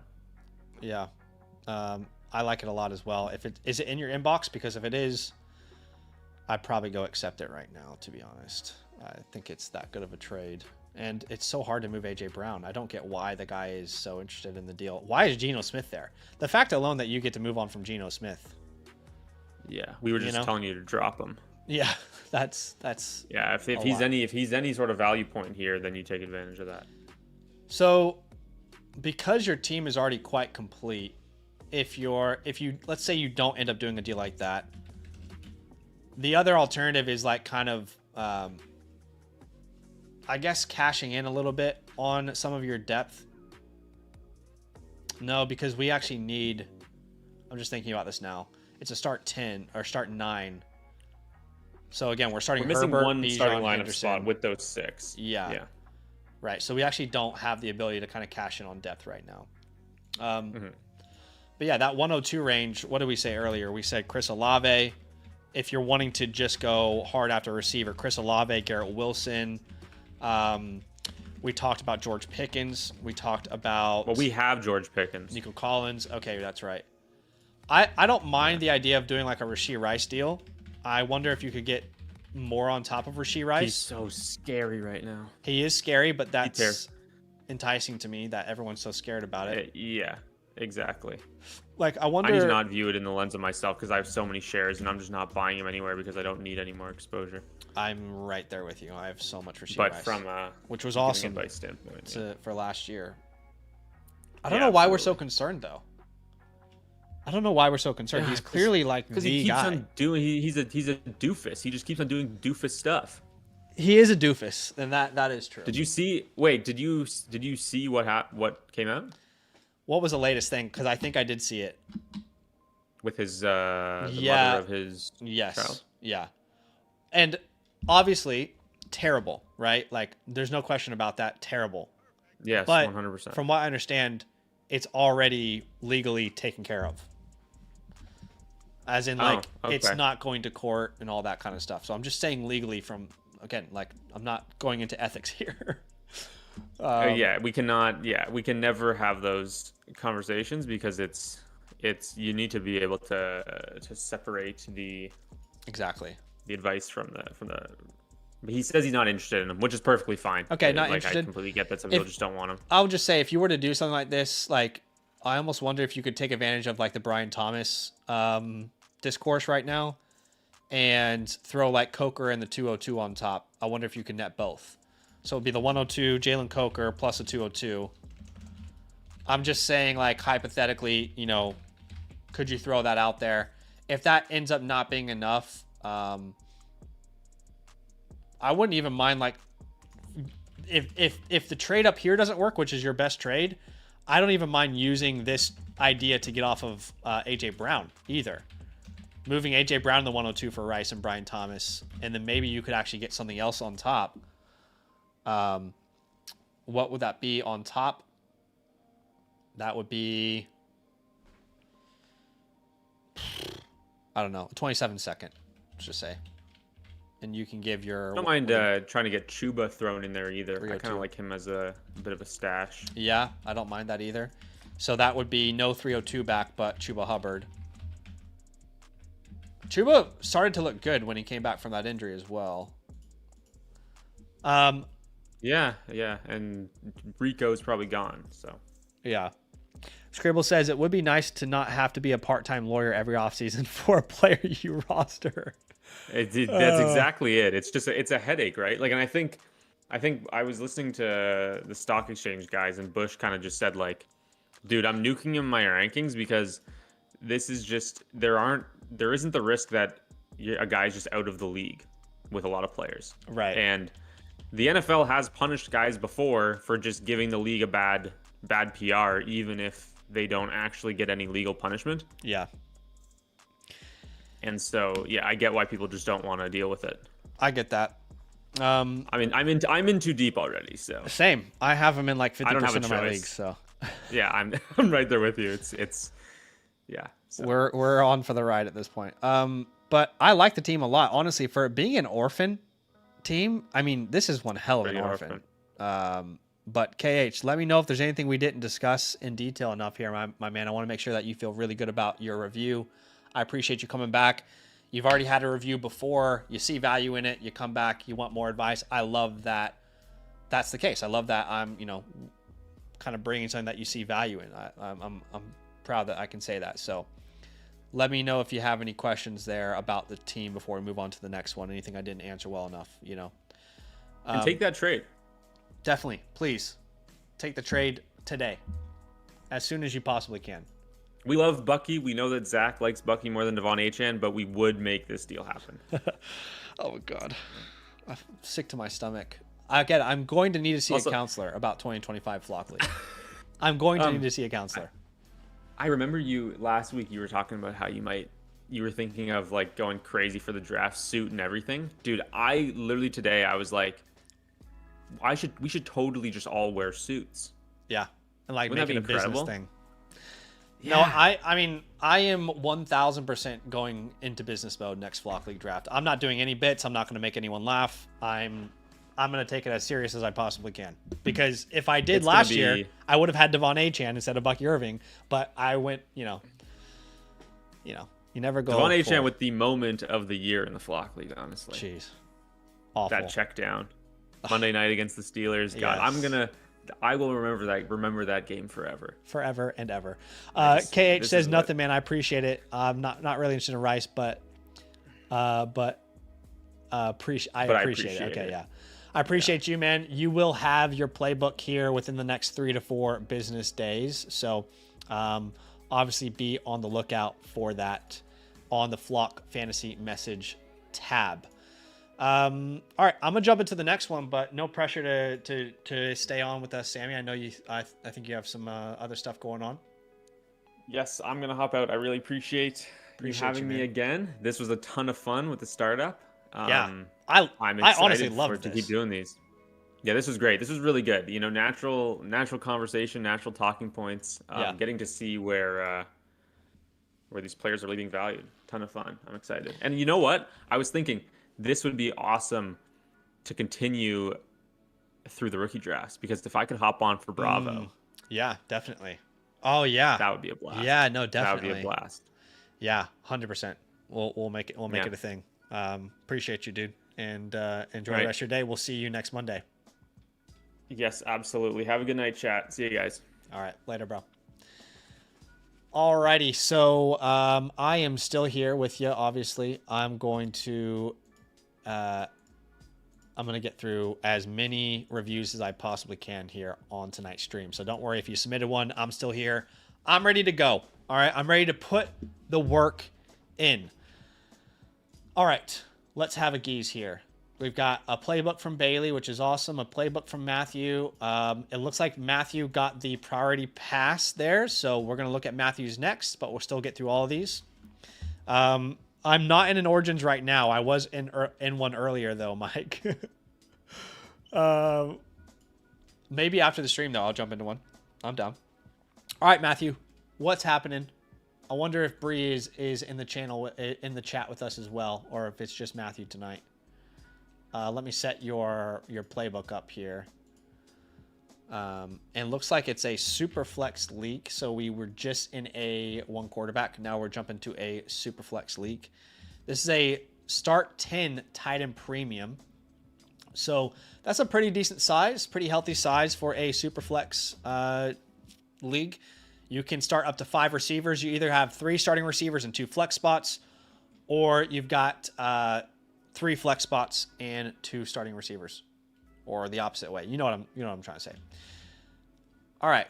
So team name is Jackson Off, which is beautiful. You are currently ranked number 1, which is awesome. Positional grades. The Flock site has you ranked 2nd at quarterback, 10 at running back, 2nd at receiver, and 2nd at tight end. Wow. So they are very high on this team.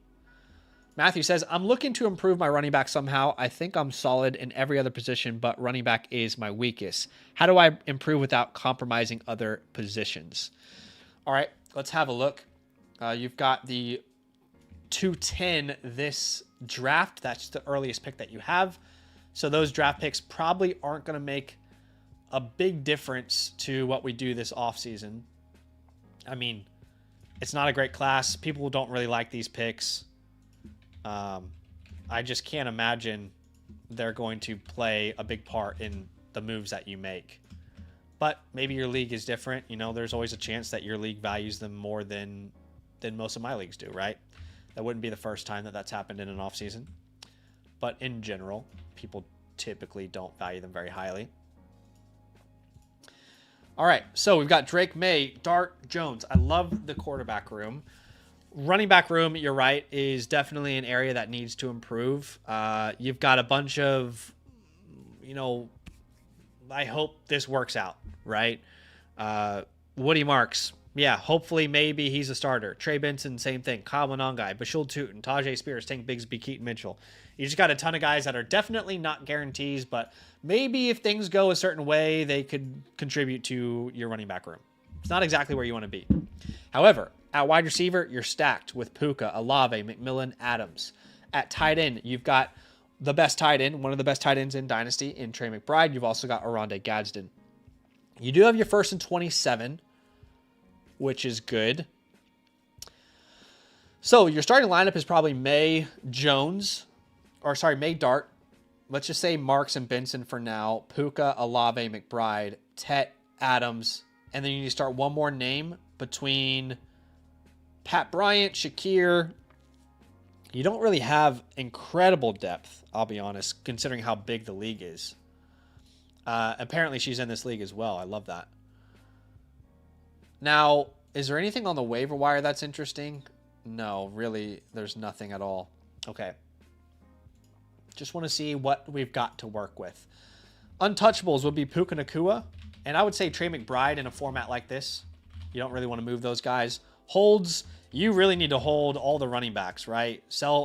Keep Trey Benson, keep Kyle Monangai, keep Bashul Tootin, keep Tank Bigsby. Honestly, I've talked about Tank Bigsby in an upcoming video, but for someone contending like yourself, he's one of the best handcuffs in Dynasty.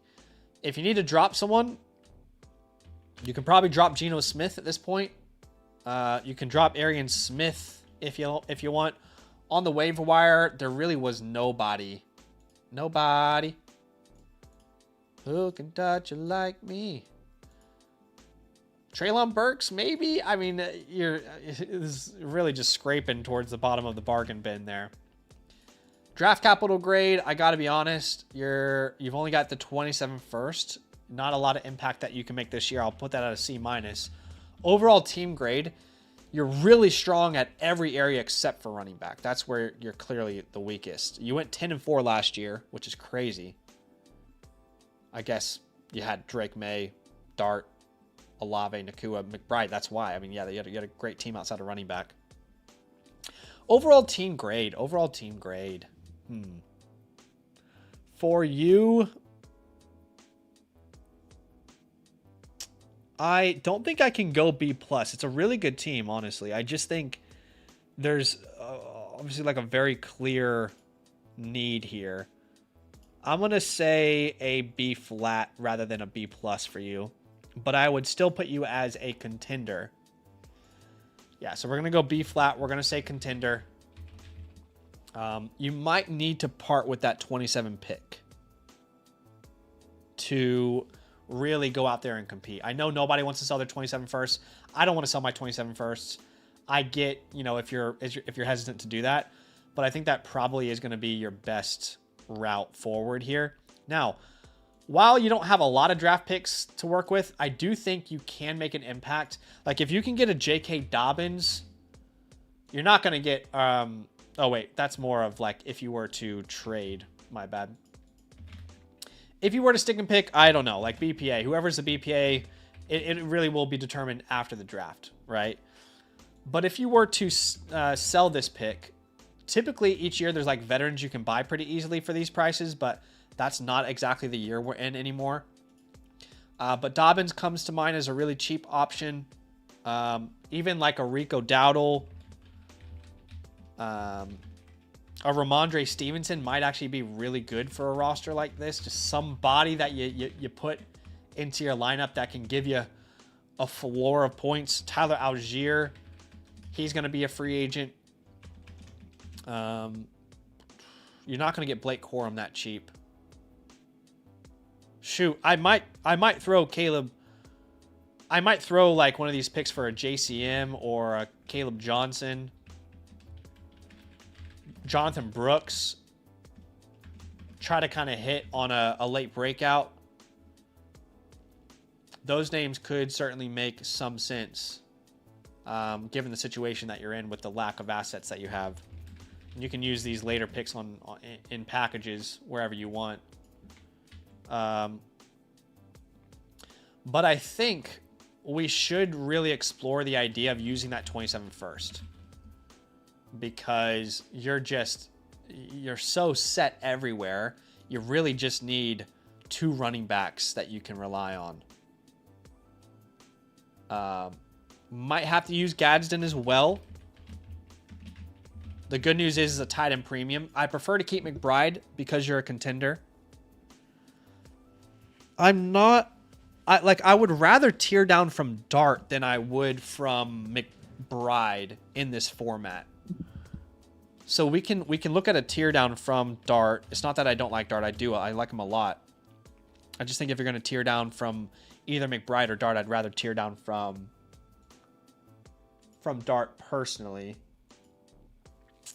Matthew said that she said she'll make a live trade. Her team is Infinity and Bijan. Bree said she wants the 27 first. Everybody wants the 27 first. So I'm not surprised. I mean, 27 first is like the hottest thing since sliced bread in the Dynasty space. But let's see. Let's see what she's got. Bijan to Infinity and Bijan. Well, she's got Bijan Robinson. You're not going to get Bijan Robinson. But I think you guys could work out a Jared Goff Dart type of exchange. What do you think about that? Is she open to tearing up? Would she like to tear up? Is she open to that conversation? Now, we're not going to get Bijan off of her. But I wonder if we could do like a Goff, Javonte, AJ, if we're going to go all in here type of move. So we want to get back from her Jared Goff. We want AJ Brown, which I really never really want to trade for AJ Brown. But in this scenario, I am trying to add value for you. So if we were to throw her Dart, what's she got at tight end? She could use a tight end. Dart. I don't really want to give a 27 first for Javonte and AJ Brown, though. Dart, Gadsden. And we'd have to throw her something else. I just don't want to give a first in that type of deal. You don't have a 27 second either, man. What is her thoughts on Woody Marks? What about something like that? Dart, Gadsden, Marks is a tight end premium league. And she's tearing up to Dart. You're tearing down to Goff. You're getting Javonte and AJ Brown back. She's getting Gadsden and Marks. I don't know. That's not too crazy, I don't think, in a tight end premium. What does she think about that? If we were to give up our 27 first. Yeah. I don't really want to give up my 27 first for AJ Brown and Javonte Williams. But that's probably what it would take. It's not perfect. I don't love it. It's really going to limit your window, but that's kind of like you probably add like the 210. Is that what you had or whatever? 27 first, AJ Brown, Javonte Williams. I don't love that. But it's an option. Matthew says we're both high on Dart, so she's interested.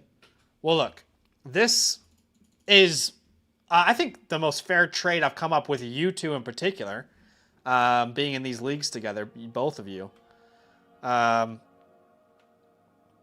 really don't like this. And I probably would say pass on this, but that's like a doomsday scenario. Okay, that could work with her team. Let's look at other options, though. Ideally, we want to find a running back that we're very comfortable investing that pick into, right? So, for example, a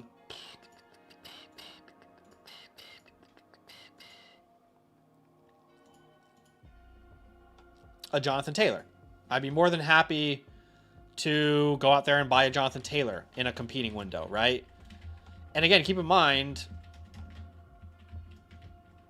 we just want someone that we know can produce for us this year. It's okay if they're a veteran, but we want them to produce for us straight away. I don't think you're getting Amarion Hampton. Maybe you could get Judkins, but coming off that injury, can we rely on him? Breece Hall? I almost think you could get Breece Hall. Yeah, you could probably grab Breece and... You could probably get Breece and Jaylen Warren for this price, actually. I think that's probably possible in a lot of leagues. Because people see a 27 first and they start losing their mind. You know what's perfect? Chase Brown and something. Well, I will just say this. If you can get Saquon Barkley for your first, that's going to help us. We want to go out there and compete right now. If you can get Chase Brown and something, let's say you send the 27 first and the 210, like we said earlier, can you get Chase Brown? You can't get Zay Flowers, but what if you added Khalil Shakir and you tried to get Zay Flowers? I don't know. I mean, shoot, I would offer both of your late seconds to do this, actually. So that's also an option. Matthew says she's not opposed to it. She has to sleep on it. Her no trades after 9 p.m. is in effect. Well, that's a smart move. Not everybody is thinking that way. Also, this person needs a tight end. So you could structure this a little bit differently where, honestly, I think some leagues would probably just accept the first and Gadsden for Chase Brown and Zay Flowers. That actually could work really well for you, especially because they need a tight end. Maybe you have them throw you Mason Taylor back. But that's great. Josh Jacobs, James Cook. I have no problem going for James Cook for a 27 first. Might cost you a little bit more. You know, like in this hypothetical world, maybe you have to throw in those 2 late seconds. I have no problem doing that. You could definitely use it. Shoot, I mean, can you get Derrick Henry on top? Can you add Shakir into this? I don't know. I would try it. Do they need tight ends, this team? No, they don't. So you don't have any leverage there.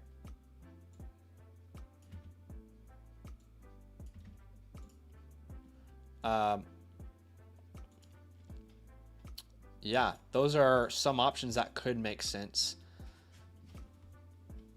I don't mind a Cam Scattaboo idea either. You know, I saw that in the chat from Mills, and I kind of agree. I'm fine with that idea. I just worry coming off an injury. I need someone that I know is going to produce right now. CMC, I don't really want to trade for him right now, but he would work for you. I think if you do a deal like this, you need to get CMC and Etienne. You need to grab both of them. So CMC plus Travis Etienne, and they don't have a need at tight end. They do. Oh, okay, perfect. A 27 first and Gadsden. And a tight end premium, that's pretty fair, I would say. That's a lot of ideas, though, to kind of fix that running back room. Matthew, let me know, is there anything I didn't cover? Any questions that you have? I want to make sure you feel good about this review. But that's a lot of options there, I'd say. And maybe you and Bree end up kind of cooking up a deal yourselves. But let me know what you think. Is there anything I didn't cover? Any questions that you got before I let you go? Again, I appreciate the support big time.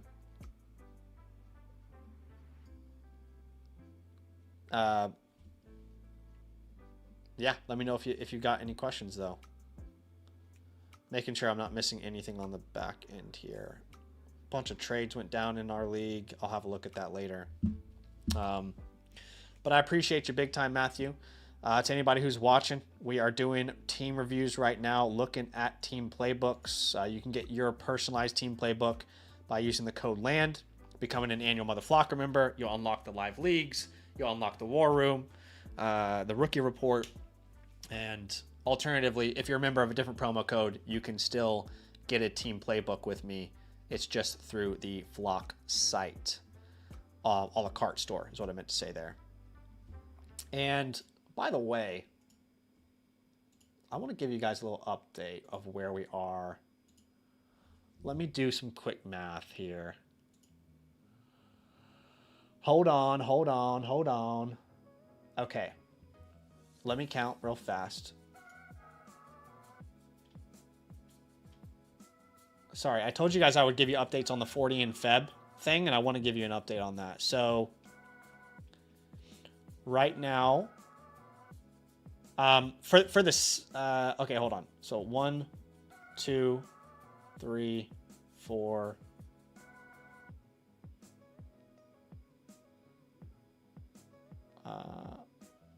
5, 6, 7, 8.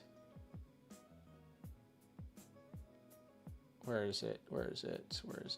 9, 10. Okay, so we had a new week reset. To anybody who doesn't remember, we are doing a 40 in a week February initiative. And the goal is to essentially give back to a good cause, the A21 organization, which helps fight human trafficking. You can go to a21.org if you want to learn more about them. But essentially, I originally said if we get 40 annual Mother Flocker memberships in a single week, I would do a hairline reveal for you guys, just kind of as a thank you. No matter what, I'm donating 10% of every membership with code LAND to A21 to help fight human trafficking. And I told you guys I'd give you an update weekly. We are currently at 10.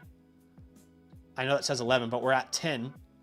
And what I'm doing for the last 2 weeks, if you want to be a part of this initiative, because a lot of people DM me and they said, Zach, like, this is awesome that you're doing this, but I'm already a member, or it renews this month, or you know, like a different month down the road. So what I ended up doing is, for anybody who wants to be a part of this initiative, I'm extending it from memberships, annual memberships, as well as to playbooks, okay? So team reviews. So this week, we're only a couple days in. We're already at 10. I think if we have a chance to hit it, it'll be because you guys are buying playbooks and showing some support that way. So, yeah, again, if you want to be a part of the 40 in a week February initiative, if we reach 40 in any week, I'll show you the hairline, which I'm kind of embarrassed to do, but you know, it is what it is. Male pattern baldness has arrived in my life. But we're currently at 10 already. So that will be February 14th to 21st is the week that we're in right now. And that is playbooks and reviews, or playbooks and annual memberships. But appreciate y'all for being a part of it. That is awesome but I wanted to give you guys a quick little update. All right, Matthew says Chase and Zay for 27 first and Gats one night go down here in a minute. I'm all good though. Thank you so much. Bree and I love and respect you tremendously. Hey, I love and respect you guys. Thanks for showing some love. Chase and Zay for 27 first and gets one night go down. I don't know what you're saying there, but I appreciate you letting me look at the squad, man. You will get that playbook here within the next 3 to 4 business days, though. You've got one before, so you know how to receive that in the DMs. All right, let's look at the next review here. This is from Justin the King. What's up, Justin? Rice and Rowe Hall of Fame is the team name, which is awesome. We've got the team name here. This is a Superflex Start 10, 0.5 tight end premium. So another middle ground. We've had a lot of middle grounds this week. Start 10. So you can start probably up to 5 receivers. You are currently ranked number 1 in your league on the Flock site. At quarterback, the site has you at 2. Running back, they have you at 4. At receiver, they have it at 1. And tight end, they have you at 1. You've got a lot of draft capital and a lot of picks that really matter. It's not even just like draft capital, but you've got the ones that you can really make a difference with. So I love to see that. Wow, what a team here. This is an absolute squad. 0.2 points per yard instead of 0.1. Okay. Higher scoring overall. Just acquired Fannin, hoping to trade the 107 and the 109 for either a solid running back upgrade or 27 first.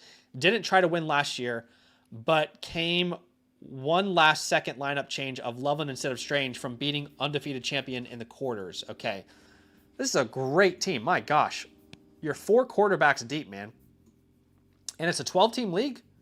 Wow. Well, let's get this out of the way. Your draft capital grade is an A+, because you have 3 firsts this year. Next year, you have 1, 2, 3, 4, 5 first-round picks. You're killing it from a draft capital perspective. Let's look at the overall team. In a start 10, you're starting Burrow, Dart. You've got Purdy and Nix on the bench. You've got Hampton, Bucky, JSN, Neighbors, Loveland. That is 7. You then are starting in the flex spot, Jefferson, Rice, Pickens. Maybe you'll find a spot for Harold Fannin or Kyle Pitts. I mean, wow. What are you going to do with all this draft capital? Yeah, man, I would definitely look at going out there and getting an absolute superstar if I were you. Guys, this is close to a Thanos, but I don't know that I can give it a Thanos because I think there are moves that I can make that collectively we can get to that Thanos status at the very top of our pathways, right? But I think you're just, you have all the assets to claim Thanos. The roster isn't in a spot yet with the depth at running back to say Thanos. So I'm going to say contender. However, I am going to do something weird here. I'm going to give you an A+. Just purely, I mean, 1, 2, 3, 4, 5, 6, 7, 8 first-round picks in the next 2 years with a roster that looks like this, expendable quarterback 4s, expendable tight end 3s. I feel like I have to give you an A+. But you're not a Thanos yet, just simply because we need to rearrange the way that our assets are currently looking. You've got JSN as an untouchable. Joe Burrow's an untouchable. As far as holds on this team, you know, Matthew Golden, Pat Bryant stand out to me as names that I'd like to hold if I could.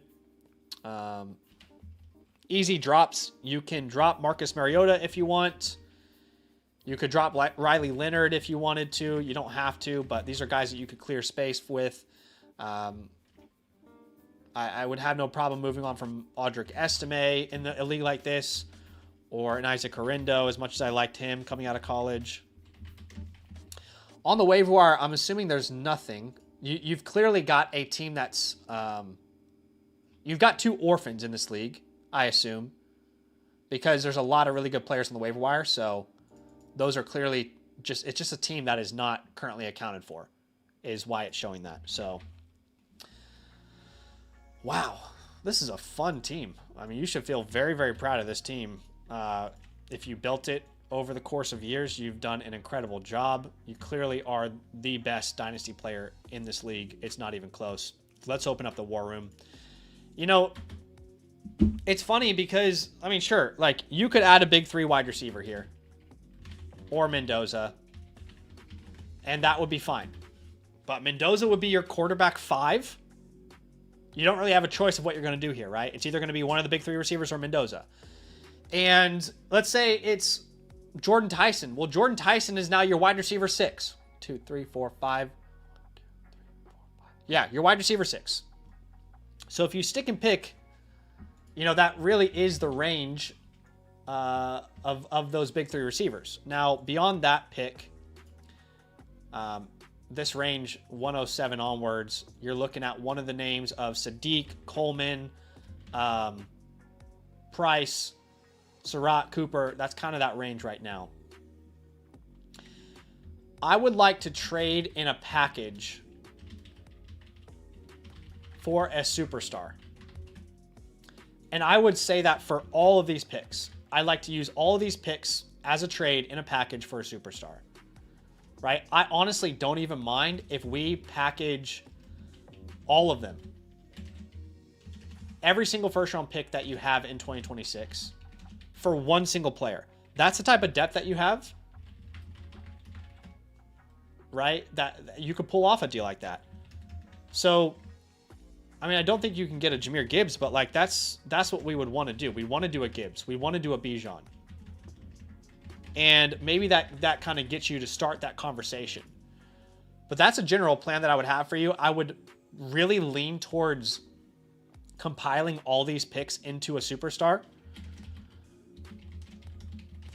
And let's have a look at that together. Let's look at the chalkboard.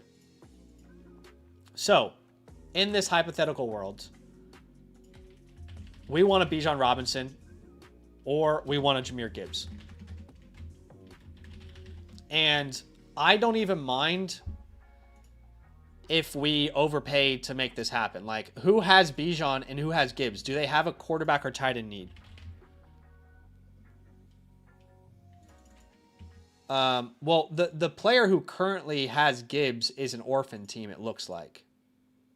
So we can't really come up with a hypothetical for Gibbs.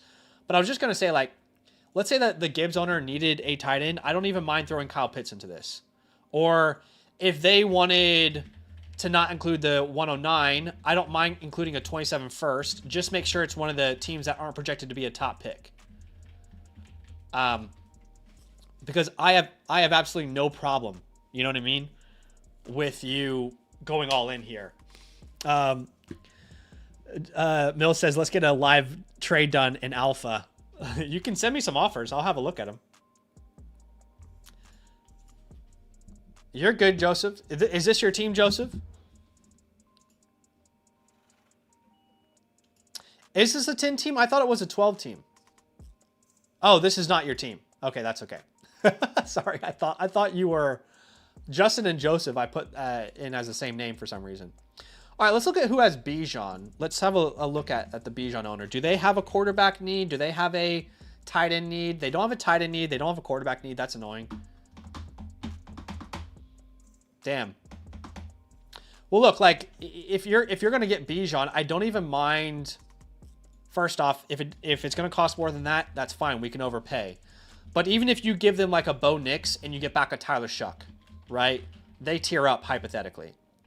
If they need a 27 first, again, give them whatever the least valuable 27 first is that you have. If they need a 27 first and they want to do a Bo Nix upgrade, I'm fine to do that. Again, you have the ability to make a move like this. If you add a Bijan or a Gibbs to this team, you have no holes at all anywhere whatsoever. He also has Achane. So I don't mind the idea of doing a Devon Achane deal. Maybe we go like the 105 and the 107 for Devon Achane. We could also give him something in return. I mean, sure, like the 109. I don't mind paying this price. It's maybe an overpay 3 first for Achane, but it's late first. People don't love this class. You might have to pay that to get an HN. Oh, then you still have 5 first and 27. Right? So you're still doing just fine. Ashton Genty is the other name I could think of. Who's on Genty's team? Genty's team, I think they'd be interested in draft capital. So again, same idea as we had for Devon Achane. If you can get a Genty for that price, great. I don't even mind with a team like this that needs tight end if we offered them a Fannin in a deal like this. So let's say like 105 in Fannin.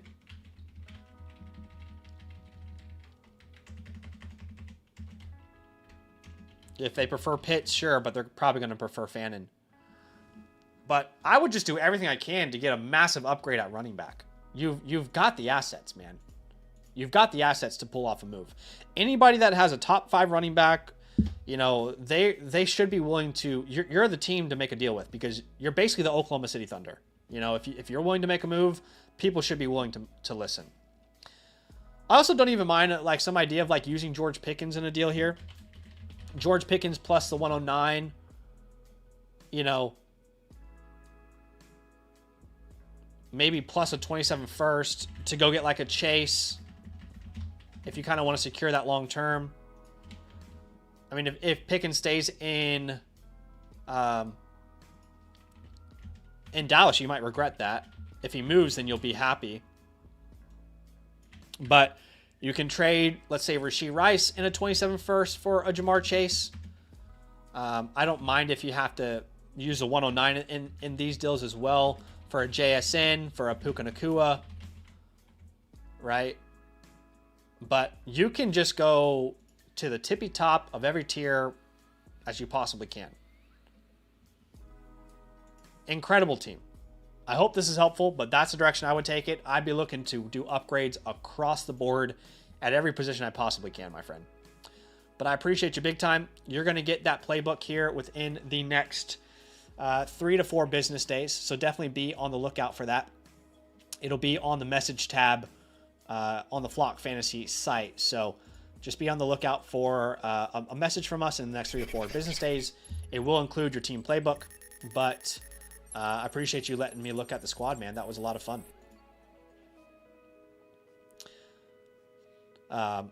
Okay.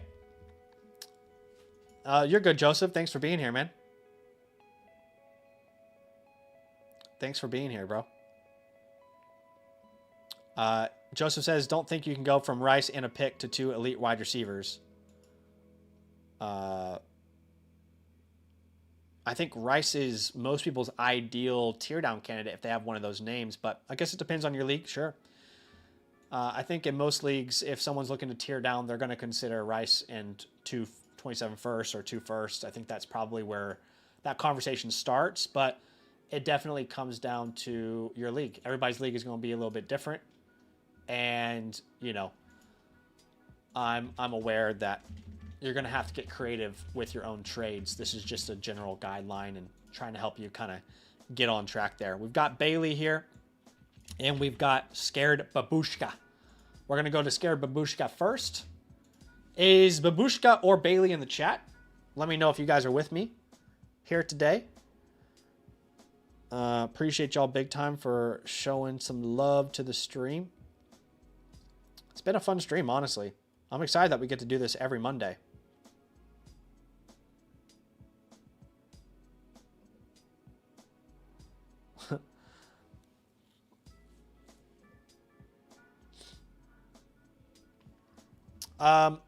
Okay, I don't think either are in the stream. Is Bailey with us? I know Bailey submitted while we were on the stream. Scared Babushka might not be here. Let's go with Bailey's team first here. Unless one of you guys are in the chat, let me know.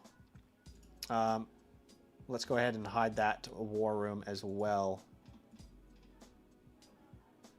All right. Great team that we just looked at, by the way. What a solid team. That's the type of dream I think most of us, type of team most of us dream of having. All right, Bailey. This is a Superflex Start 11. Oh my goodness gracious. That's a big old lineup. That's a big old lineup right there. Superflex Start 11. My gosh. I'll have a look, Mills, here in a second for sure. Perfect war room deal, Mills says. Start 11. That's a big lineup. You're going to have some depth to be a serious contender in a league like this. Your team name is BK Loss. You are currently ranked first on the site. We got a lot of people who are ranked first submitting today. And he says, have a ton of picks. We'll try to move some, but I have 3 27 firsts and possibly an early one. What recommendations do you have? Do I try to compete or do I try to wait until 27? It's sort of a house money team, but I have some sharps in the league. I like what I have. I just couldn't get the 101 sadly. Okay. Wow. Oh my gosh. A lot of picks. A lot of picks here. 3 firsts and 27. I don't love how many picks we have in 26 though.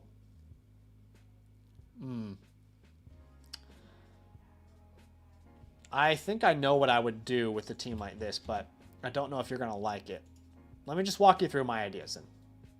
First off, a team like this, draft capital grades an A+. Because you just have so many picks to work with.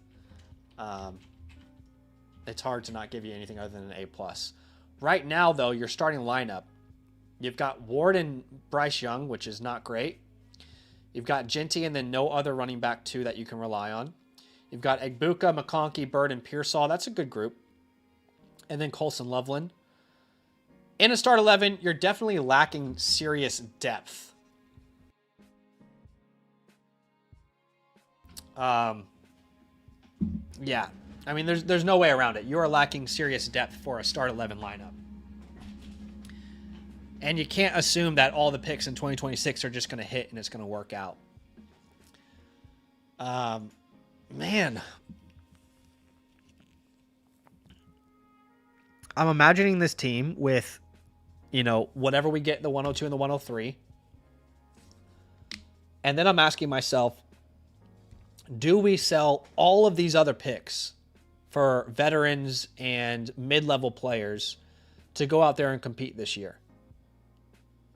I don't know. I really think you can take this either way.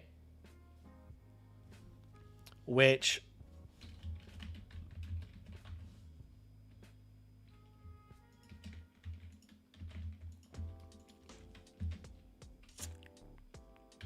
Okay. This is an interesting one. I am going to give you the in or out pathway, and I'm going to give you a grade of C+. I know you're currently ranked first on the site. I just think that there's too many question marks and too much of your stock is invested in 2026 to give you more than a C+. The way that you could go in is by trading a lot of these picks for veterans. The way that you could go out is very simple, right? I mean, you're already out pretty much. You've got a bunch of young players. And you just kind of bank on the class and see what happens. Untouchables on this team. Genty. And that's really it. As far as holds, Tootin's a good hold. Mac Jones is a hold. Ricky Pearsall is a hold. Jalen McMillan is a hold. You can drop Mason Rudolph for sure. No doubt about it. He can go. You can drop Xavier Restrepo. Rest in peace. If you want, you can drop those names. On the waiver wire, there's no one, I'm assuming, because your teams look so deep. So there's not really any waiver wire options to go out there and pick up. Now, we can open up our war room. I'm trying to figure out how to fit all these picks into a war room. Because you, my friend, have a lot of draft picks. And I'm trying to figure out how to actually fit that into this graphic. This is definitely the most picks I've seen in a class so far this year. What I might do is I might keep the important ones and then say like the 212 to the 403 in one category. Yeah, this will work. 202 to the 206. And then the 19 to the 112. Let's look at it that way. That way I can actually be helpful when I'm looking at the war room. We might not have as many. Okay. So, if you were to stick and pick here, I mean, assuming you're not trying to compete, if you're in the out world, then, you know, you just grab one of the big 3 wide receivers, or Fernando Mendoza, right? So you're getting either Mendoza or Lemon Tyson Tate. And honestly, you might be able to get both of them. You know, if you want to build your quarterback room, you want to build your wide receiver room, you could just grab both. That's a possibility. At the 106, unfortunately, you're really in this range where, you know, it's just a bunch of players. There's Boston, Concepcion, Sadiq. There's just a whole bunch of potential names there. Beyond that, you know, you've got the Coleman's, Prices, Surratt's, Cooper's. All right. And I'm just going to say 403.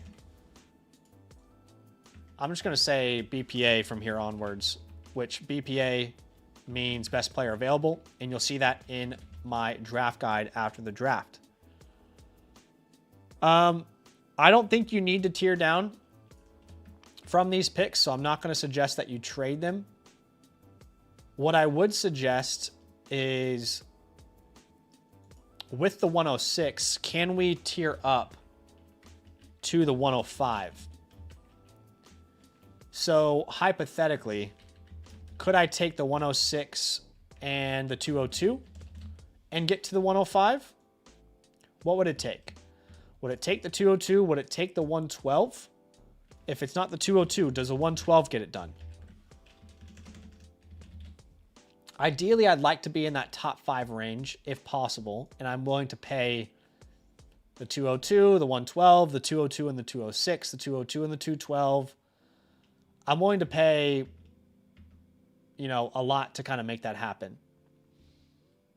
You're not going to get, and the same thing for the 104.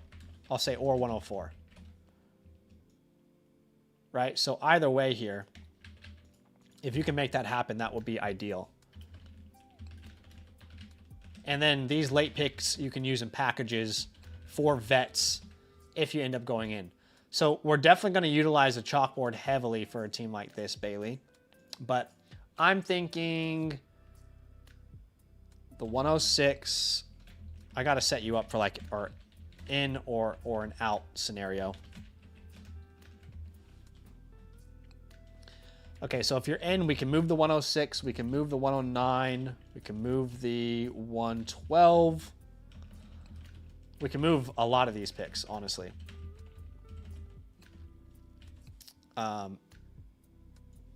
Let's let's jump in. Oh my gosh, there's so much that you could potentially do with a team like this. What's up? Super chat from Rick Morty here says, "Hey, love what you do, bro. Keep up the good work." No worries, man. Thanks for the love. Quick question: would you trade CeeDee and Chase Brown? Would you trade CeeDee for Chase Brown, Pittman, and Tootin in a 27-second? No, I'd probably keep CeeDee Lamb for that value. I think Pittman and Tootin in the second are just fill-ins. Chase Brown in a 27 first, sure, but that doesn't seem like a lot of value in return, ultimately. Okay. All right, so look, if you decide to wait to compete for another year, which I think is reasonable given the state of your roster, then, you know, you can really just try and hit on all these rookie picks and see what happens. Reality is more than half of them probably are going to bust. That's just the nature of fantasy football. Now, if you decide to go in, then I think you keep the 102 and the 103. All right. You use those picks on a quarterback and a receiver. And then if you're going in, you use the rest of these picks to find running backs, including the 202, the 203, all those picks. Right? And any of these picks can be thrown in here in the 2026 class. So we're doing a combo of getting some young players in Mendoza and the receiver, but then fixing running back with these picks. So like the 106, Ken Walker is in this range. Ken Walker, Breece Hall. And honestly, like you can afford, if you wanted to get both of them, to add like the 203, right? Like if you were able to nab both of these names, then you're really kind of pushing towards a window of, okay, maybe we are starting to build a more complete team. You know, that 112 range, what else did you have? You had the 112 and the 303. Let's just say hypothetically, the 112 and the 303, like you're in Travis Etienne range here. You're in Javonte Williams range, right? So you just have so many different combination possibilities with the amount of picks that you have. And again, can I ask if Scared Babushka is in the chat? Let me know if you're here or not.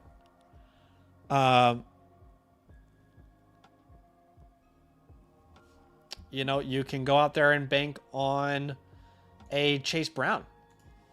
The 107 for Chase Brown. You can make a move like that. You can try and go grab a Saquon Barkley for a similar pick, a Quinshon Judkins, a Cam Scatterbo.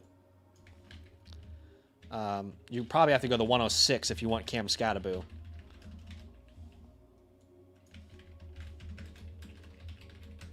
Right? In that second round, there's not really a range of running backs that I love.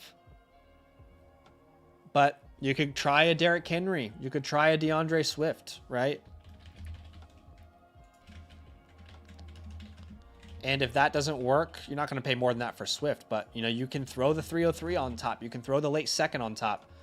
You have just so much flexibility here. You can do this same type of deal for a Bucky Irving. Right? As well, like the 106 for a Bucky Irving, you could try.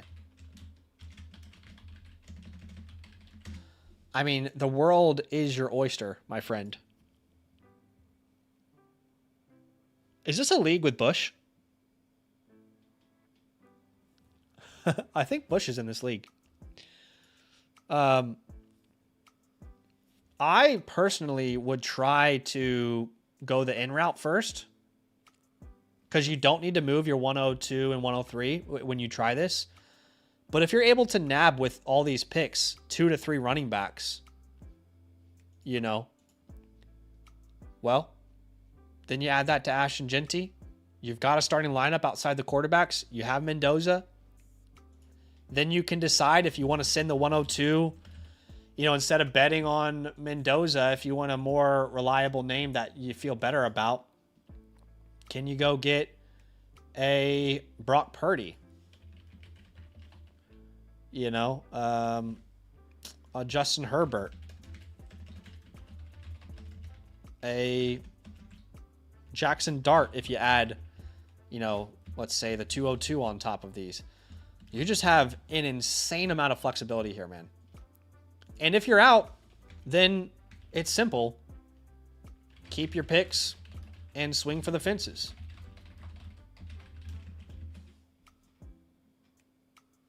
So those are the two pathways I would say you could take. And I hope it's helpful, but I could see that team turning it around pretty quickly. I could also see you having to take some time. So yeah, I hope that's helpful. Justin the King is here. He says, I had that team 15 minutes ago with all the draft capital quarterback. Thanks for the advice. Been trying to upgrade running back, hoping our 2 orphans get filled soon so I can make a run at Gibbs. Absolutely. I'm glad it was helpful. I really, really am. If Scared Babushka isn't here, I might hold off on theirs until our next stream. If they're in the chat, let me know soon. Let's look at the offer from Mills. Mills is sending me an offer in the Alpha League. Let's have a geese. Okay. It's not a crazy offer. Just the player that you're trying to get off of me, I have a insane love for. That's what's hard.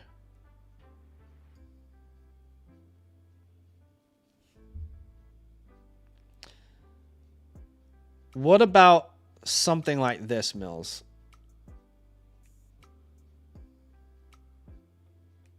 Are you trying to not lose a receiver in the deal like this? I mean, I don't really like Pittman, to be honest. But are you trying to keep... Is Mills still in the chat? Bijan not available, but I would say you have the assets to offer the Bijan owner a deal that they would struggle to say no to.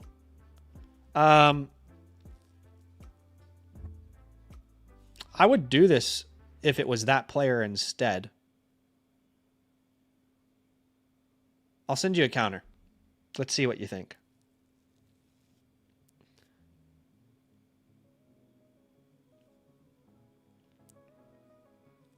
Would you do it for a different player? I just sent you a counter. Oh, Pigeon Man just proposed a trade. Is Pigeon Man watching the stream? I'm getting trades right now.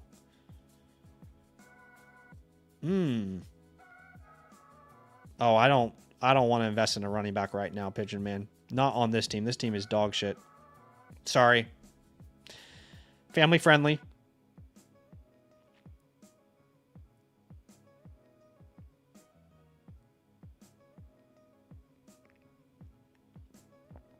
What do you think, Mills? I don't really like Pittman, to be honest. That's part of it. I'm like not in love with.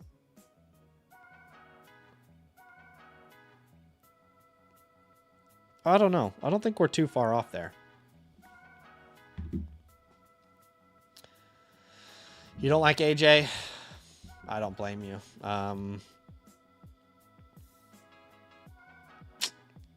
I don't really want to sell Ladd with Mike McDaniel in town, to be honest.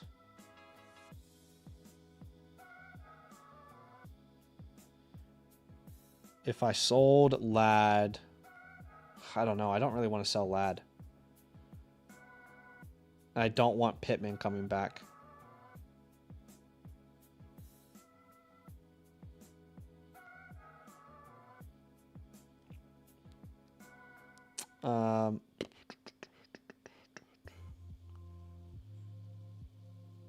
I don't know. I'll look at something offline. But guys, that's it for today. I had a lot of fun being with y'all and hanging out and doing this real draft. Incredible stream. Thank you to everybody who got a playbook. Thank you to everybody who became an annual Mother Flocker member. Again, if you are just joining us, the week has just began. This feels like the week we could maybe do it. Maybe. I've extended the 40 in a week Feb offer from 40 annual Mother Flocker memberships in a week to combining annual Mother Flocker members and team playbooks. So if you're waiting to get our team review, it's a great week to do it. We're already at 10, and technically it's 2 days into the week. So, I mean, y'all can help me get there. And I appreciate y'all showing some love to the channel, and let's do some good together with it. But that's it for today. Again, if you want to get into the live leagues, we're going to be doing this every single Monday. And if you want to get into the live leagues, got to be a promo code LAND, annual Mother Flocker member. You can check out that with the link in the pinned comment. Once you've done that, the next steps are very important. Okay, make sure you're in our Discord. And once you're in the Discord, you will see the land tab. All right, under the land tab, once you link your Discord on the Flock site, because there's a feature, like you go to my account and then you link your Discord. And once you've done that, you will see the land leagues tab here, okay? Where we're going to post about new leagues every single week, all right? Okay, guys, I appreciate you big time. and I will see you guys in the next stream. Love. Appreciate you. Deuces.